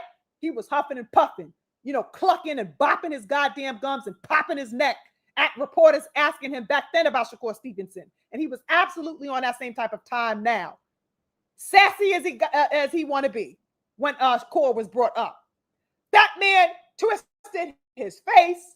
He snapped his neck. That man unrolled his eyes in all types of circles. You understand me? 360 degrees of goddamn eye rolling, clicking and bucking and swirling his goddamn seat, twerking his goddamn fingers, holding up, popping like, excuse me, Hunty, how dare you? How dare you ask me about Shakur? Just as sassy as it got, unnerved and perturbed as he want to be. Like somebody done woke up the sassy goddamn monster. What? All because Shakur Stevenson's name was brought up. Y'all know what I'm talking about. We all saw it in real time. Okay, and what we also saw in real time was his real fear. His real fear, because it came out and it was unmistakably stated and revealed when he said, y'all just want me to lose. Y'all just want me to lose, is what he said in response to, I guess, the question he tried to get answer to some, type of, level. When he was asked about Shakur Stevenson, y'all just want me to lose. Why you keep asking me? Why you keep talking about fighting somebody? Y'all just want me to lose. That's what he said. As soon as he hears Shakur Stevenson's name, brothers and sisters, this is the energy he has. So that the mere mentioning of that man's name incites and galvanizes in him a cowardice that he cannot even conceal. He can't even help himself but to scurry around and squirm in his seat because the name of Shakur Stevenson was brought up. Crazy work watching that and witnessing that in that presser. Are we really dealing with this as a boxing public? The real ones are.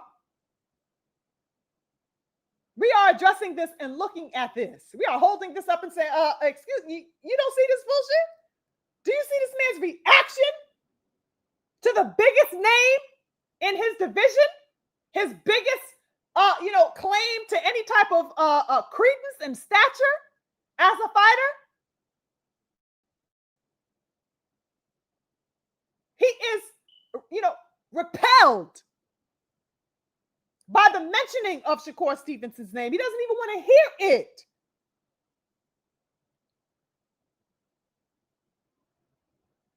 This is the cowardice.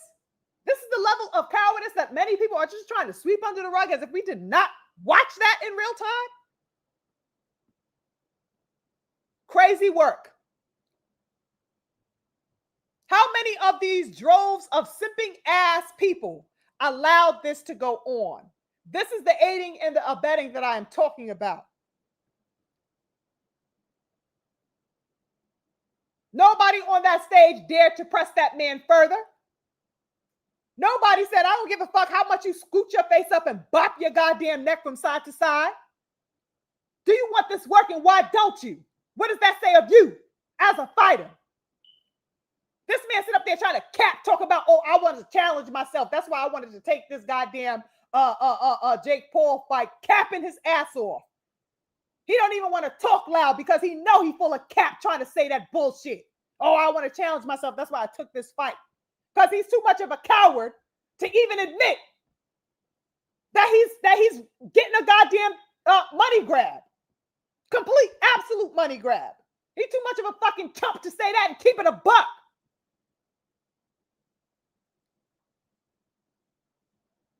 Crazy work.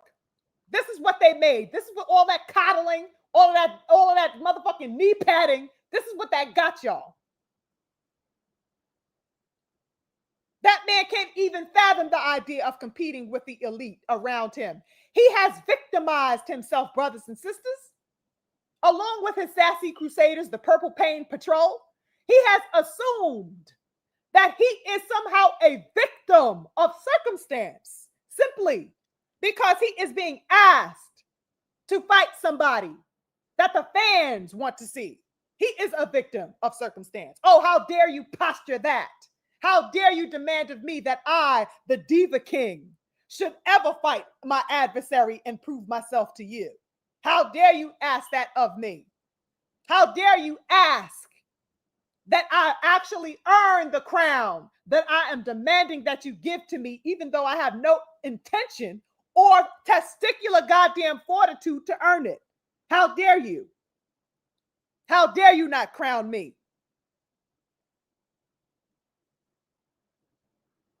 The damn man blamed his fans for switching sides. I mean, it's just crazy work.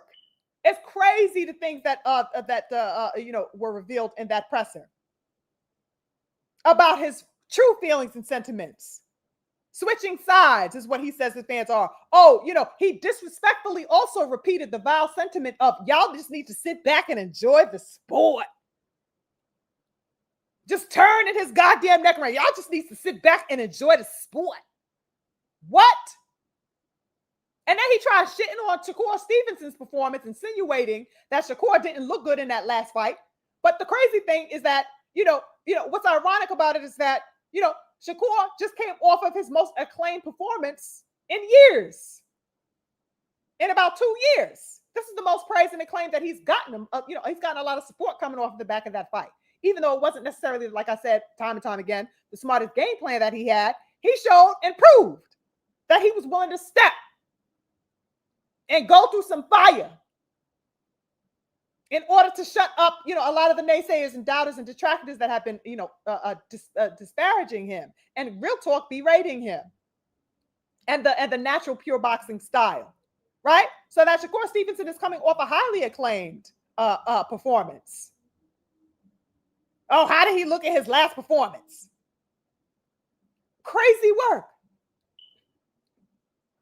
Then he tried to liken himself to Floyd and how people, when they see you reigning at the top, allegedly for, a prolonged period of time, eventually people start wishing on your demise and your downfall. They just want to see you lose. They want to see you fall when you're at the top for so long. And the crazy thing is that he's alluding to being hated on because his supporters are asking him to compete. That's what he's equating, a demand to see him compete and show his potential. He's equating that to being castigated. Do you see the juvenility in this mindset? The love turns to hate. This is the juvenile mentality that he has. It's wild work, but real talk, to many of us intelligent people, of course, we would have that reaction like, what? How dare you say that your fans and your supporters, how could your advocates, the people who supported you and rocked with you, how are they hating on you and preying on your downfall, simply because they want to see you, in exchange for their support and their money and their time, they want to see you get out there and, reciprocate that by showing your potential and your valor as a fighter, right? That would be a lot of our reaction. It has been a lot of our reaction, but the reality is, beautiful brothers and sisters, real talk, Tank Davis is not far off of the mark with his accusations towards, his fanship. He's really not really far off the mark when we think about it, right?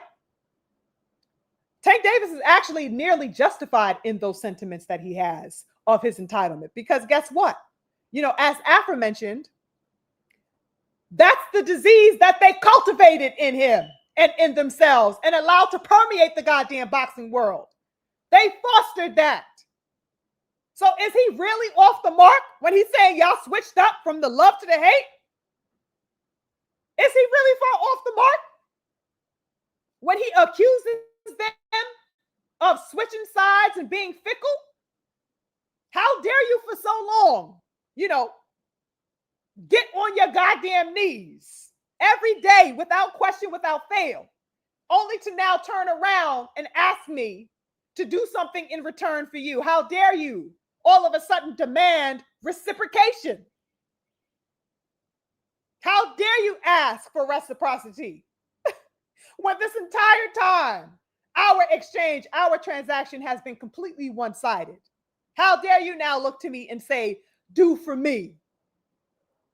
How dare you expect some type of equity here? He's not really off the mark, brothers and sisters, when he is telling you y'all done fucking switched up on me. This is what these people have fed. This is what they sustained in him. This is what they ensured. They wrapped around him that level of blind, undeserved entitlement. They fed that in him. And they told themselves that it was permissible. This stuff didn't just come up overnight. These soft ass niggas aided and absolutely abetted in every facet of that man's delusion and hyper-aggression towards them. You told this motherfucker it was okay to flaunt empty promises. You told him it was okay to fake a hit list with no intention whatever of going after anybody on it. Y'all told him it was okay to repeatedly go without a shred of accountability. You told him it was okay that belts don't matter. It was okay for him to say that. It was okay for him to not display any level of championship or warriorship whatsoever. Y'all fuckboys told him that. Y'all made room for that. These cowardly people out here. And when he got on his goddamn social medias and cursed you pussies the fuck out, what did they do, brothers and sisters? They ran behind him to guzzle every last goddamn drop. They waited in line to guzzle without a single shred of protest. Like the whole ass suckers they are. This is where that entitlement comes from. Don't be embarrassed now. And don't try to, act as if, you don't see what's going on now. Some of his fans are out here, like I said, fighting for, a semblance of consciousness. They are fighting, to redeem themselves, after years and years of endless glazing. But there are a lot of sassy niggas out here who are simply just wiping their mouths, just wiping the sides of their mouths and waiting for the next round. Right? Crazy work. You guys, this is another aspect of what I have observed. Jake Paul absolutely made a mockery of that man in both pressers. He told him that he cannot read. He basically called him a bumbling, stumbling idiot. He clowned him for his, fixation with the goddamn poodle. He said something like, well, it don't matter. He's just gonna be happy with his poodle at the end of the day. You know what I mean? Then we have the crazy ass, weird ass, ridiculous ass moment where Calvin Ford, oh Lord have mercy. Oh, child. Calvin Ford, for whatever idiotic reason, wanted to grab the mic at a particular moment in the presser. And I don't know, complain about the glove size for, that's going to be had in the fight, the gloves and the size of the gloves for this fight. Not even knowing that, the size of the fight was settled on and prompted by Tank's request. What the fuck is Calvin Ford out here doing, not knowing something like that? But so eager to speak about something that he don't know. That was crazy to me, that moment. Jake Paul, had to turn around and say, well, well, what size gloves do you want? You know what I'm saying? We're only using the 12-ounce gloves because that's what, Tank and his team requested, right? And so, subsequently, Jake Paul then discloses that, if it were up to him, he would have the 10-ounce gloves. That's what he initially wanted for the fight from the outset of their negotiations, I guess, right? He only made the concession to, have the 12-ounce gloves because that is what Tank and his team had requested. Lord have mercy. What the fuck? Like, Calvin, it's just, he had no idea, but he's out here huffing and puffing, I guess, trying to make, cause a little drama in that moment. And he don't even know what the fuck he's completely out of the goddamn loop, trying to make a case for something that doesn't even goddamn exist. Doesn't even exist. There's no squabble to be had. Tank requested the goddamn gloves to be that size. And then he says, well, what do you want? 10-ounce gloves? Well, shit, that's what the fuck I wanted from the beginning. Let's have the 10-ounce goddamn gloves. Do you know what 10-ounce gloves means? That there will be less padding on those goddamn gloves on fight night. Ladies and gentlemen, Tank Davis is fighting a fucking heavyweight, a cruiserweight, but he's going to rehydrate to a goddamn heavyweight come fight night. Okay? And this man is posturing for a glove size to be less than the one that was agreed upon for Tank's own safety. Oh my God. You guys, you really can't make this stuff up, y'all. There were so many cringe moments. It's impossible to run through them all.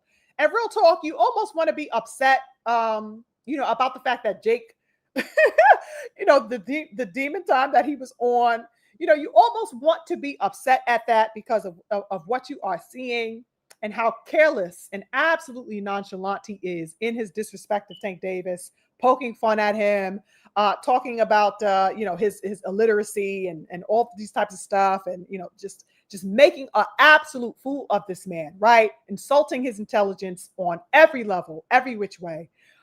But then again, when you watch the pressers and you see things like Calvin, absolutely getting up there talking out of turn, completely out of the loop about what he's talking about, not even trying to have understanding before he says something so stupid. And then you see Tank Davis, playing with a fucking poodle. And then you see him, batting his eyes. And, oh my God, you guys, it makes you just sit back and say, you know what, Jake, fuck that. You are absolutely right. This is some straight up imbecility. And these are some straight up imbeciles. They are imbeciles. It's absolutely indefensible, real talk. As disrespectful as Jake Paul was, child, ain't no defending that shit. Jake, go ahead, run amok and go ahead and take your fill. Go ahead and have your way with that shit, son. I'm not trying to run and defend that nonsense. Crazy work. Absolutely crazy work. And, Tank Davis allowed for himself to be publicly emasculated as well. Okay, in accepting that. He had no retaliation. There was no retaliatory remarks, no opposition, no resistance whatsoever. He tried to kind of posture a little bit in the second interview. And then he wound up posturing at Jay Leon Love in the first interview. All of his energy went everywhere else except the man who was emasculating him publicly. Ain't that crazy? No energy for that man. Jake Paul dominated, brothers and sisters. Let's deal with this.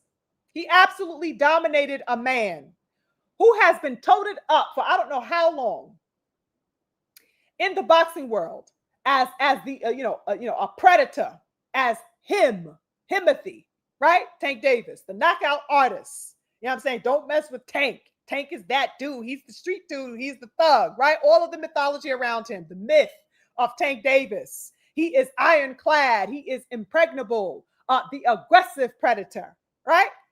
He was absolutely emasculated by Jake Paul. Jake Paul, y'all. Let that shit resonate.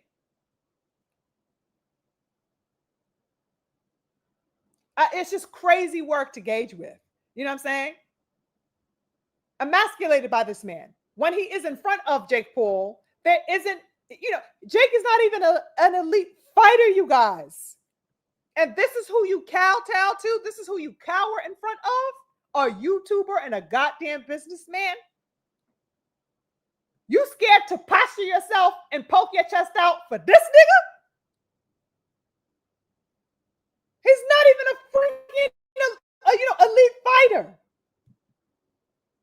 Tank Davis, ladies and gentlemen, turned into a lamb in front of Jake Paul. Let that shit sink in. Wasn't we just talking about Jake Paul and making a whole clown show of him?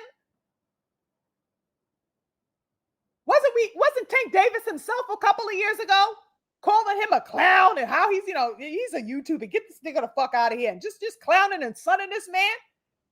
But now he's bowing his head or holding his hands in his pockets, making docile, meek ass eye contact with this motherfucker.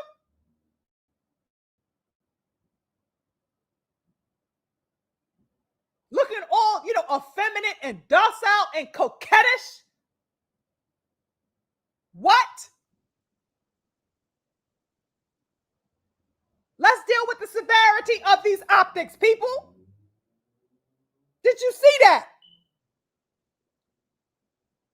This man batting his eyes, looking like motherfucking Bambi in front of this man.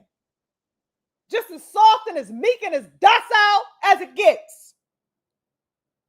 His whole temperament is placid.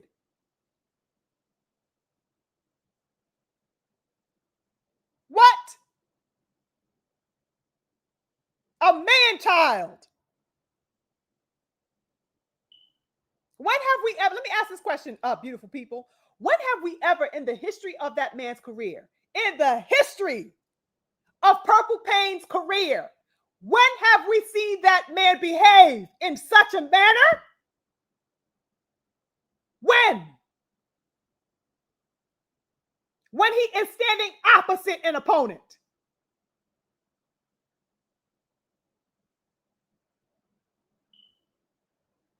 It's crazy.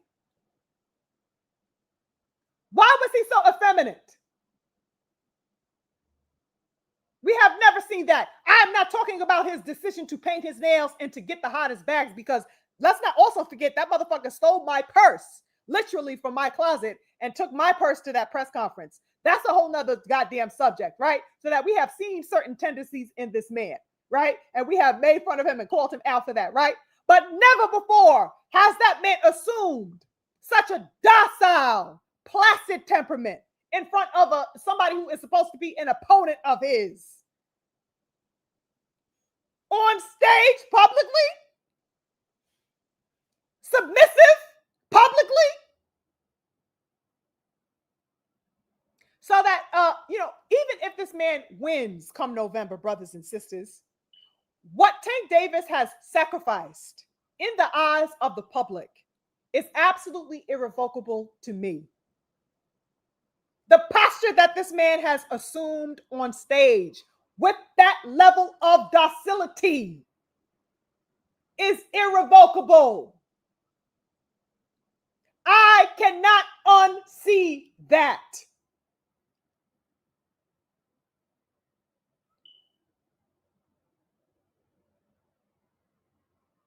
At all. There is no getting beyond that for me. He put down his masculinity, whatever amount of it that he has, he put it down for a bag. He put down all signs of temerity for a bag. He discarded every conceivable output and display of valor for a bag. He sacrificed all shreds of assertiveness for a bag. The same bag that he glorifies was worth him submitting publicly to Jake Paul. And for what reason?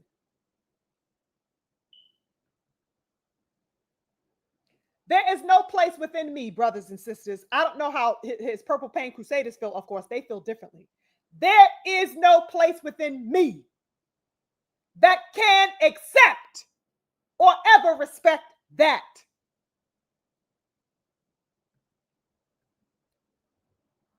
That docility was unbelievable. Absolutely unbelievable to watch and witness.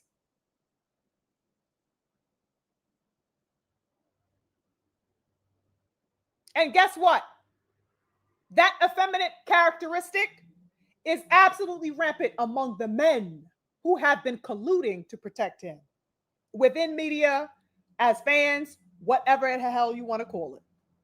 Rampant within grown ass men in full protection mode of that man. They have the same characteristic.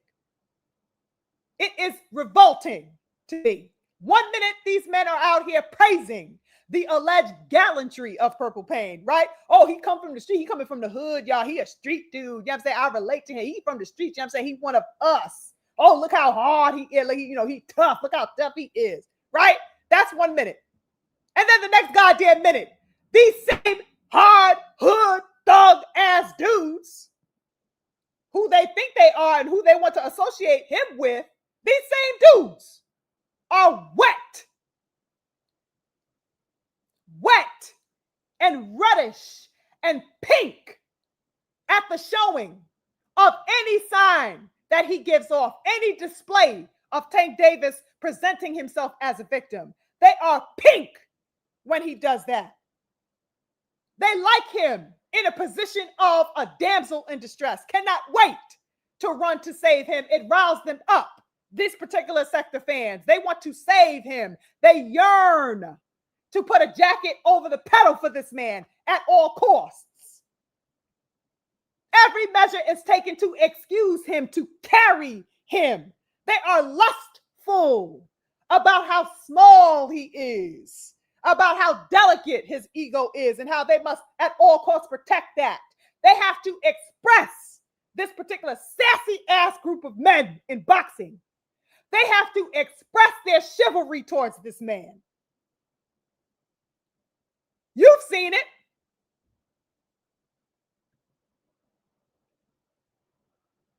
The psychology of that is profound, brothers and sisters. We see it all the time. And I posit that within the context that supports this notion, is what kind of propelled Jake Paul to share the video that he ended up sharing across social media. It's within that same context, because Jake Paul ain't no motherfucking dummy. He sees the myth surrounding Tank Davis, and he sees the attitudes that have been built up around him.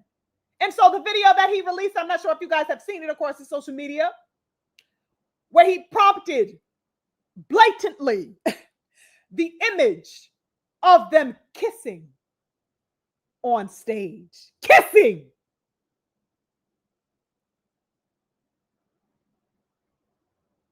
What is Jake Paul speaking to in releasing that video? A multitude of things. There are myriad layers to this, of course. But he posted it, ladies and gentlemen. Kissing Tank Davis on stage.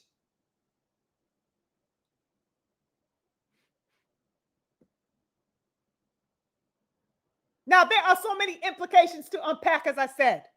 But one of the primary ones for me, of course, is the fact that as a black man, an elite black male at that, we know what that is to us in our culture. Culturally, that is among the most insulting, vile, degrading, derogatory things that you can throw at a man of our culture.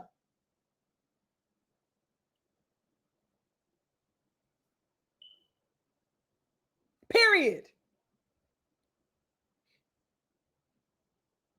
But honestly, you guys, and I got to keep it a buck, honestly and real talk, the way that Tank Davis was looking up at that man in that presser during the face-off, looking up timidly, softly.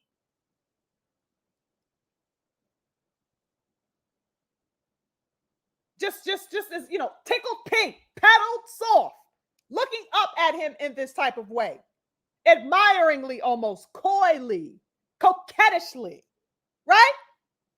The way he was looking up at that man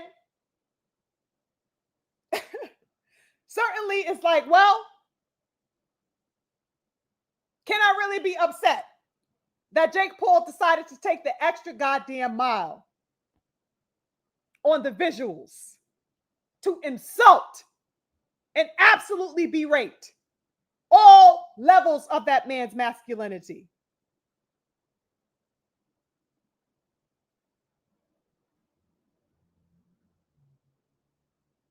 Also interesting to me, brothers and sisters, have you guys noticed that Tank Davis has said not one word about that AI video? He was all around the world cussing up a storm at Shakur Stevenson, which we will get into in just a bit. All the heat in the world always thrown elsewhere, right? He cursing out fanboys. He cursing out people who he actually should be goddamn fighting. Not a fucking peep was said about that AI video, emasculating him and castrating him publicly. There was not a tweet, not a cavil in sight, not a single peep made, brothers and sisters, about that video, about the visuals of that. In fact, no response was had for any of the defamatory comments and gestures that Jake Paul had made towards him. Ain't that interesting? He said nothing about any of it. About the fact that he was called an illiterate, punk, a dunce, an imbecile, a child, a bitch. The fact that he was calling himself Tank Davis's daddy, boss. I mean, just emasculating him nonstop. Ain't that interesting? No fire was put there. He wanted no smoke with Jake Paul. Didn't matter what Jake Paul said. Jake Paul may as well actually really bent down and kiss that man. Like a fucking, romance goddamn novel. Just sweep him up off his feet and fucking, tongue him down. He might as well have done that in real life. The way, Tank Davis was so accepting of this crazy, output. Listen, brothers and sisters, I got another question to ask that just popped in my mind. Do you guys think that somebody can make an AI video or make any type of posit whatsoever, whether it be visual or verbal or whatever? Do you think that anybody can put out that type of content about Bud Crawford like that?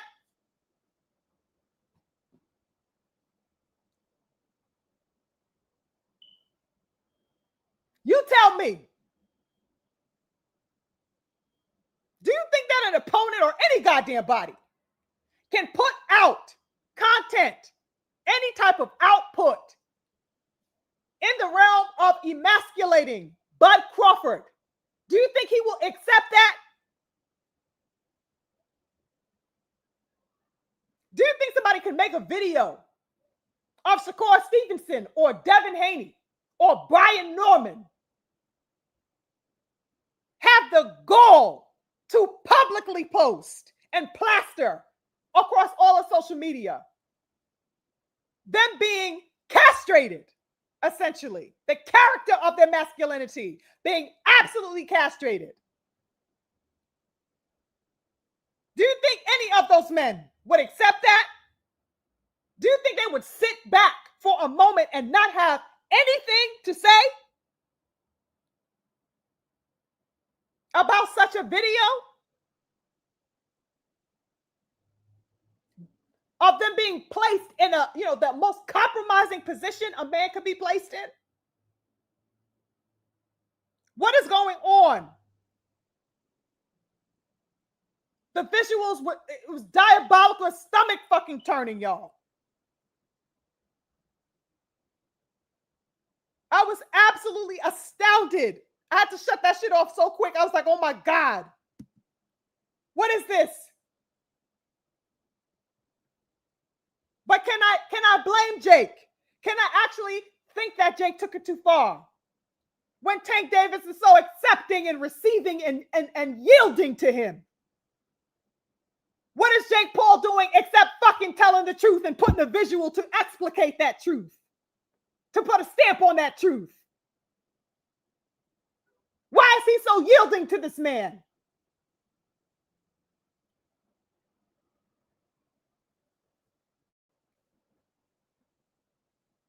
That has to be dealt with by the boxing public who call themselves supporters of him. They got to reckon with that, because that's another mess that these fucking fanboys got to go out here and try to, dismiss somehow and clean up somehow. Funny how none of them are really talking about that part, about the emasculation of their fucking hero and idol and his acceptance of it. You think somebody gonna fucking make a video like that about goddamn Deontay Wilder? I don't care if that man is maybe close to retirement or whatever have you. You tell me what black elite male would accept such a visual. And no word be said up, not a goddamn word. What upright man is going to accept that?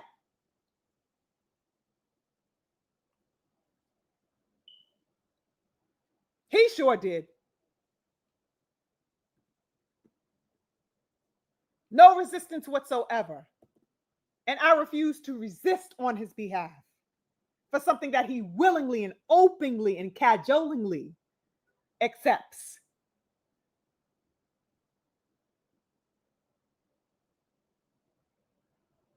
Ladies and gentlemen, let's not forget, like I said, this is the same man as yielding and accepting as he is for Jake Paul. This is the same man that went on an entire sassy tirade with Shakur Stevenson for, I don't know how long, right? The back and forth that we saw on Twitter with them a day or so ago, calling Shakur out his name, telling him how I beat you up in sparring. I put hands on you, child. You know what I'm saying? I refuse to put money in your pocket. You know, the same old tropes that he throws around, right? How much money are you making? And, why the fuck you pocket watching Shakur Stevenson, you hoe ass nigga? He's out here making turkey bags. Why the fuck you worried about what he's doing? He's trying to set up fights.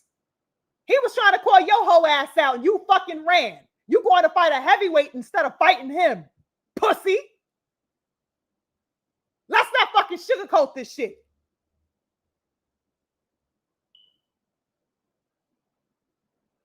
Fucking coward. Why are you turning around to him now when you know you ain't gonna do a motherfucking thing with that man? Go somewhere and paint your goddamn fucking toenails and get ready for this goddamn Jake Paul fight. Why are you turning and looking at Core on Twitter or anywhere? You ain't gonna fight him. Just sassy as it gets. Oh, I'm turning my back on you. Yeah, that's why I'm turning my back. You know what I'm saying? You ain't getting no payday over here. You proud of that? He's proud to talk like this. And this is what the Sassy Crusaders back up, right? At all costs. This is what they try to justify. All this heat for the brother Shakur Stevenson, the actual warrior who is stepping on smoke and saying, yo, let's make history. We the two best of our division. This is our era. Just like the brothers before us. Why the fuck would we make history with each other? Imagine Sugar Ray looked at fucking Hagler and said, nah. Imagine Hagler looked at Hearns and said, nah. You ain't never done nothing for me. Excuse me? What? Imagine Foreman looked at Ali like, boo-boo, I'm out here to get this bag, boo-boo.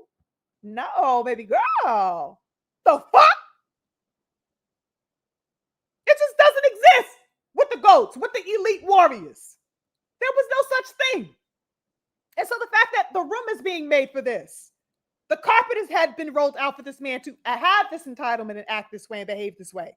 And the fact that he is still posturing like this is absurd and ridiculous. That boxing needs to die. Zip this nigga the fuck up and get him out of boxing. Quick, fast.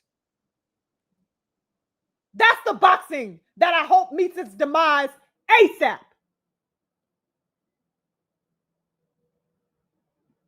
That sassy shit the fuck out of here. Disgrace to boxing. Shakur out here trying to get the business with you. Why the fuck wouldn't we be upright as men, as elite competitors, as elite brothers, and showcase our skills against each other? You hauling ass and jumping in the arms of your white man. Bending it over and busting it open for a bag that he make rain on top of your head. And meanwhile, you telling everybody to fucking not gag. You better not gag with Jake Paul. He already told you that he's your fucking daddy.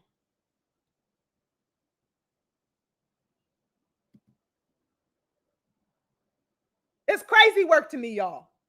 Unpacking all of this stuff. Man bopping his gums like a bitch, like a smut bucket ass thot in the street with fucking Shakur Stevenson on Twitter. Bopping his goddamn gums like a bitch. Like some old raggedy chicken head. Or I beat you up in sparring. The fuck does sparring mean, nigga, if we ain't gonna get it in there in real time? Are you gonna meet me in the ring or nah? If not, stop fucking clucking your gums like a bitch ass nigga.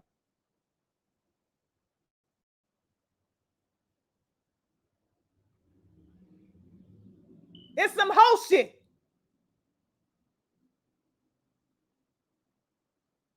Motherfucker ain't gonna do a damn thing. You over here sassy as ever with your fucking pinkies up, typing some tweets, only to turn around and delete your motherfucking page. What? Let's not cap. This some bitch ass shit, y'all. Let's not fucking sugarcoat it. All that fucking mouth for Shakur Stevenson on Twitter behind your screen. Meanwhile, you out here laying on your goddamn back quick fast. Quick fast and without a shred of resistance for Jake Paul. How the fuck that look?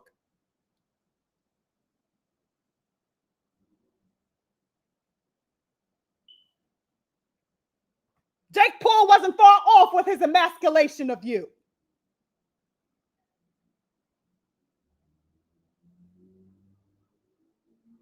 Now you see why Jake Paul put your ass on a fucking Summer Jam screen, getting touched the fuck up and deep-throated in the AI fucking video. Nasty work. Now you see what that image means. Because that's what your behavior shows, absolute submission. And Shakur Stevenson called out the folly on social media as well. He's like, yo, don't mention that girl to me, right? So that now you are being berated, rightfully so, by Shakur Stevenson. Don't mention that girl to me. That girl don't want to fight. Said you like being emasculated. Now I'm going to call you a girl, a bitch.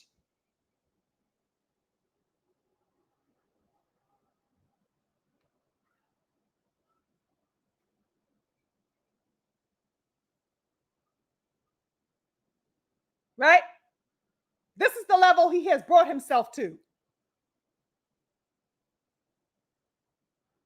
And I'm not one to say, you know, oh, you're acting like a girl. I usually say bitch, right? Because womanhood is absolutely upright and womanhood is laced in strength, right? When it knows its proper place. But you definitely a bitch when you lack that heart, when you lack that courageousness.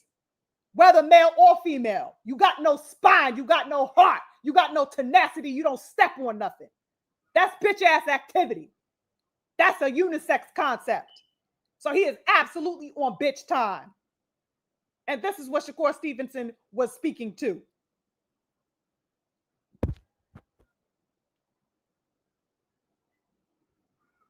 As he should have. He went on an interview with those two dudes, Ak and Barack, you know what I'm saying? And he spoke of it as well. And he's saying, yo, you know, I was glad to see that Shakur Stevenson actually took a mature stance in that interview at a particular moment where he was asked about legacy. And he had kind of rescinded his views that he previously expressed about belts not mattering and all of that. He kind of took a more mature stance and says, no, I want my face on Mount Rushmore, the Mount Rushmore of boxing, right next to Crawford, right next to Ali, right next to Hearns and Sugar Ray and everybody else who was Floyd, whoever we consider to be on the Mount Rushmore of boxing. I want my place there, beside them, besides the greats, besides the legendary beautiful giants. That's Shakur Stevenson's stance as of recently in that interview, at least. I was glad to hear him reclaim that for himself because he sacrificed it. He put it down, trying to wave the bandwagon of what Purple Pain was trying to make cute at a time. He found himself trying to ride that train. So that I am glad to see that he is finally waking up and coming into some semblance of consciousness within himself to say, no, I want legacy. I want supremacy in the sport. I want to prove that and claim that, like the men that I admire who have done it before me. Like Bud Crawford, who I am in the wings of, who I am receiving tutelage from. I want to do that too. I'm glad that he is reclaiming that mindset for himself and deciding to go forward with that path leading his journey. Because that's the boxing that has to be given life. The other shit needs to be buried quick fast. Let that shit die by the motherfucking wayside. Tank Davis alluded once again to his retirement. Somebody said, well, just retire. And Tank Davis tweeted, I am, with a smiley fucking face. Do you see this shit? I am in 8 weeks. Well, go on, get the hell on then. I can't goddamn wait. 8 weeks can't come motherfucking fast enough. Get your sassy ass the fuck out of here. You have left behind nothing but a trail of sass and goddamn glitter and excuses and placating and fucking nut hugging from desperate, obsessive fans who would rather objectify you and pedestalize you than see you actually live out the potential that the boxing world had long believed you had. I'm tired of the sport being made a mockery of in this particular era by him. He was the largest perpetuator of that mindset that has long left us disgusted. Brothers and sisters, how many conversations have we had about that? You and I. Like, what is going on? How many questions have we put on the table? Why is this happening? Why can't you just get it together? Why come you walking around like this? Why come you ain't stepping on, 10 toes? All these questions we've had and held, wondering if he would snap out of it.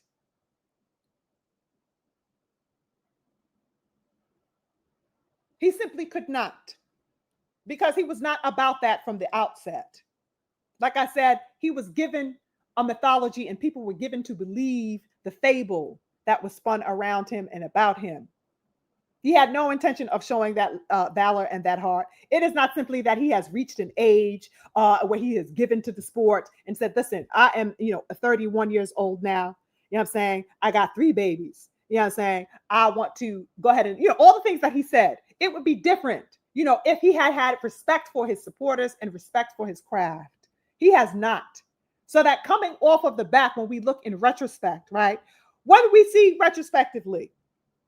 That all this man did was cherry pick and hop and walk around eggshells and circumvent smoke in competition and make excuses and then boast and gasconade about his lack of heart and his lack of courage. And I don't owe you nothing and you ain't ever done nothing for me. And you got to talk to me nice. And only if I'm not putting no money in you. All the sass in the goddamn round. When we look at it from that junction perspective, which is to say, when we deal with reality, we cannot get him out of here fast enough. He's disrespected, the sport in a way that I have not seen in boxing, in the sport of boxing particularly. Right? We've had some, fuck ups, and it's not to say everybody, we've seen all types of personalities and ways people have operated. Well, I have not seen anything like this. I have not seen anything like this. This is a precedent set, reverberating through the sport.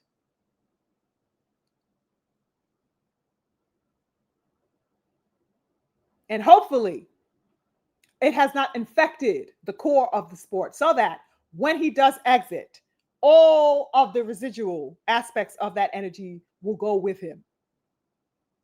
We don't need that. All right. I am looking at the light of the beautiful young king, Devin Haney. I am looking at the potential of the young lion, Brian Norman. I am looking at the young lion, Abdullah Mason. I'm wondering what's going to happen with the young lion, Andy Cruz. I'm looking at the young Boots Ennis. I'm looking at Shakur Stevenson, and if he's going to reign supreme and claim that supremacy at 135, at 140, or whatever it is that he does moving forward. You understand? I'm looking at the young lion, Antoine Russell. I am wondering what is on the horizon for Subriel Matias.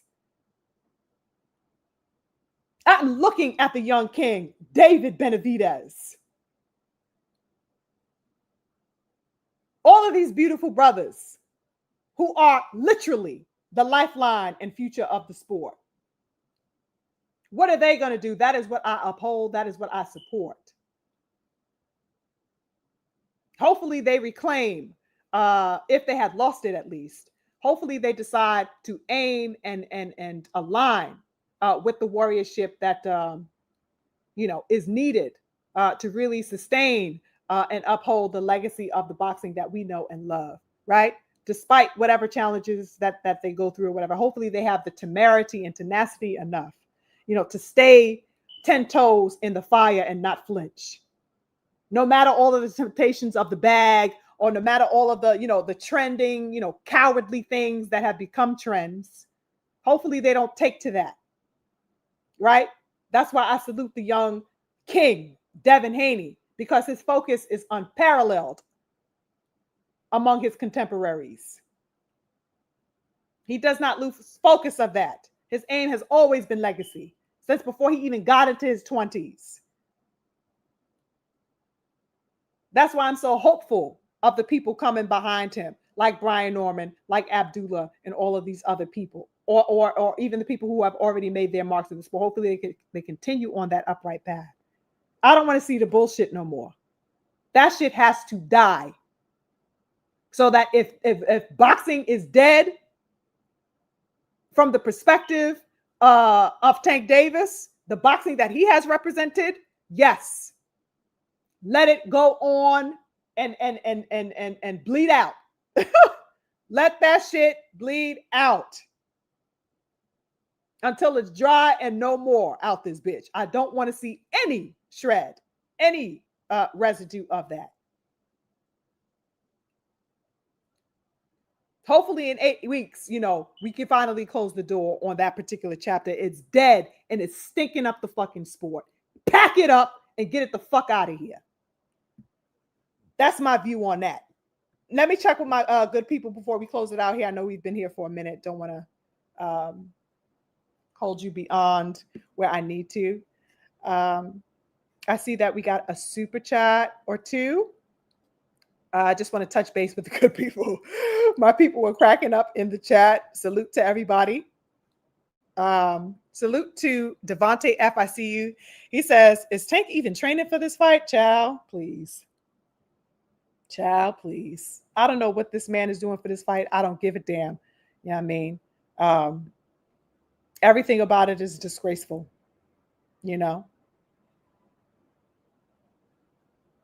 Al Rogan says, Tank is the last child of PBC. No more wrong side of the street. No more lowball, duck, No more you ain't fought nobody.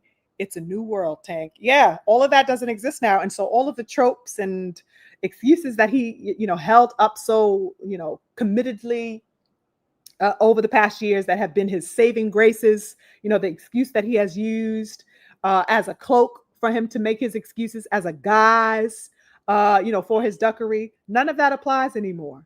You are absolutely right. It's definitely a new day. And that's probably another reason or another aspect that is prompting his exit from the sport, is that he no longer, has these types of things to hide underneath anymore. Right? He will not be able to get by on those things. He's like, well, that's my cue. I can't use these shits no more. That's my cue. Better exit now while I can. You know what I'm saying? Yeah, and I'm with it. You know what I'm saying? I'll call your ass a motherfucking Uber to get you the fuck out of here. Just get going. I'm happy knowing that you are hauling ass out of here with that type of sentiment and disposition. The twin says some of these tankomaniacs are going to get pregnant. Real talk. I think they have already, twin. I really do. I think there's some illegitimate, unclaimed babies, tank babies running out here. Purple Pain Juniors running out here for show. The way these niggas be riding. You understand me? They need to give lessons. They really do. They really do. Yes, King Bud, it is crazy. Devontae came back. He says, and I hope that they're VADA testing for this fight, because Jake Paul is going to go in there and try to knock him out. And I will not be surprised if he juices. I can't say that anything will surprise me about this fight, Devontae. Real talk, King. I mean, everything is really just run amok, that nothing poses any type of surprise at this point. Nothing at all.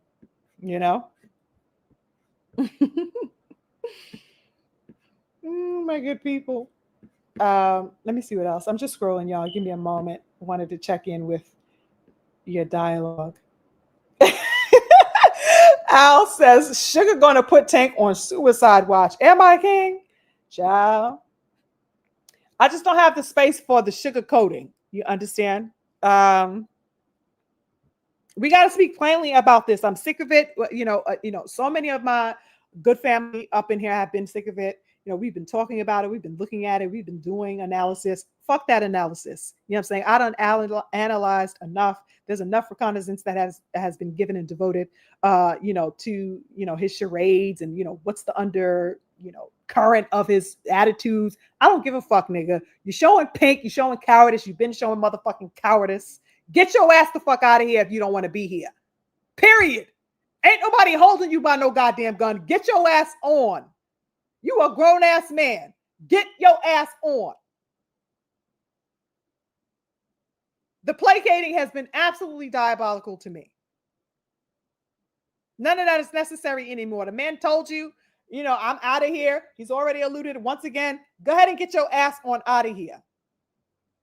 I don't even think he should wait to the fight. Just go now. But of course, he want to go ahead and go get his bag. Motherfucker, I got the door open. I'm ready to motherfucking, on some Martin shit. Get the stepping. That's what type of time I'm on. I can't wait for his ass to get out of here so I can slam the motherfucking door behind this man. It's crazy to me. The way he's been playing in the faces of his own supporters. And most certainly in the face of the entire, credibility and credence of the boxing world. I just don't respect it at all. I absolutely do not respect it. Salute to Curtis Robinson in the super chat with the support. Thank you so much. He says, keep striving, Queen. Thank you very much for your support. D2B came back. He says, Tank, you a boxer? Fucking box. I had to edit that previous as well. The censorship is crazy. Damn, you had to do a lot of editing tonight, didn't you, huh? They try, they don't want you to really say, but I feel you. I feel what it is that you're saying, King. So I already know what type of time you on, and I like it. I concur and I support it. Okay. He came back. He says, Tank is too small to fight Devin, the weight bully. He didn't need to fight bitch ass Tio. Okay. He doesn't need to fight boring Shakur. indefensible. Yeah, that's what they've been saying. That's exactly what they have been saying. And there still is no justification for all of the absolute lying that they have been doing, right? The excuses. Oh, Devin is way too big now. You hear? He can't fight Devin. This motherfucker out here literally fighting a cruiserweight heavyweight. And no, none of the fanboys have anything to say about that, except it's for the bag, as if he would not have made a bag fighting goddamn Devin Haney, as if he wouldn't have had the biggest bag fighting Shakur Stevenson. What is this fucking mythical ass bag that he could only have made with Jake Paul? That's not true. That's the furthest thing from the goddamn truth. But that is what they are peddling and pushing. That's what they are, seeking to propagandize. This notion that, all hail goddamn Jake Paul. He's the only person available, who could have offered him, this amount of money. As if Turkey Al-Sheikh is some motherfucking, bum ass nigga with nothing to offer. As if he is not coming with a wealth of resources, unlimited resources that could have met him at whatever demands that he had. Even back fucking 2-3 years ago, when he offered him up, the alleged 20 million on a table. Which I'm sure was negotiable, which means that he could have gotten more if he had postured for such. It's crazy work, as we all know. Oh my goodness, he's back with the love in the super chat. He says, I gotta leave now. I'm about to crash out. Love y'all. Tank Davis really bent over and spread his cheeks. Real talk. Real talk. Thank you so much for the love and the support. I appreciate you very, very, very much. And big love to my twin in the super chat. He says, as always, I got to leave some artwork as gratitude for another great Sunday cook.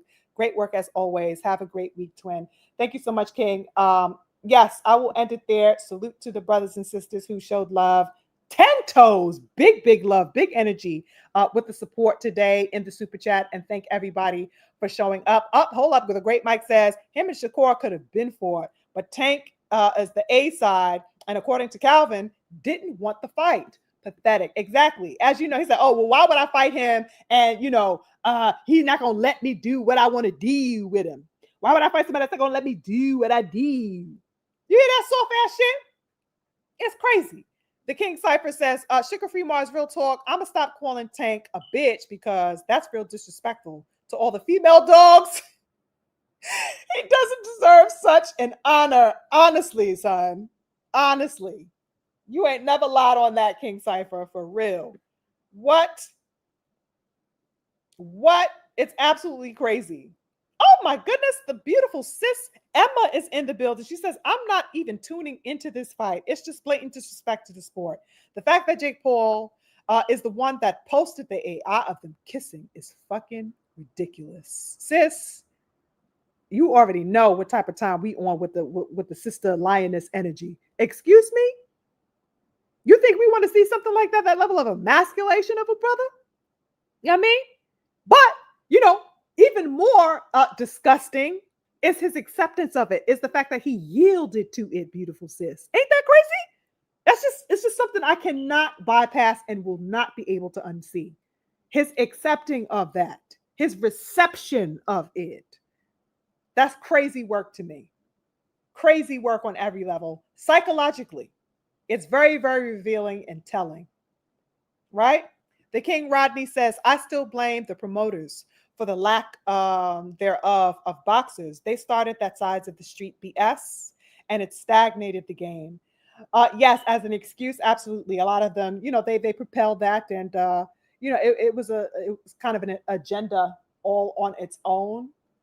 You know what I'm saying? They're the holding up of that excuse, and it's been rampant for so long, and it's really, it's been the blockade. It's provided the impasse, the dematerialization of the potential of fights to even happen. The potential, let alone the actual fights. So it kind of stopped before it starts, when you have that excuse, oh, this side of the street or that side of the street. It's just been, a lot of politicking has hindered, the progress of the sport as a whole.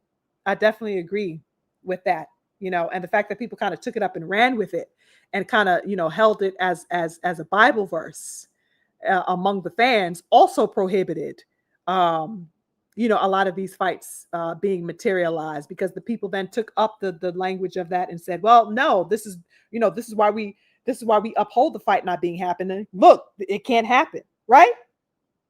They were swindled by the language that surrounded these excuses for so long.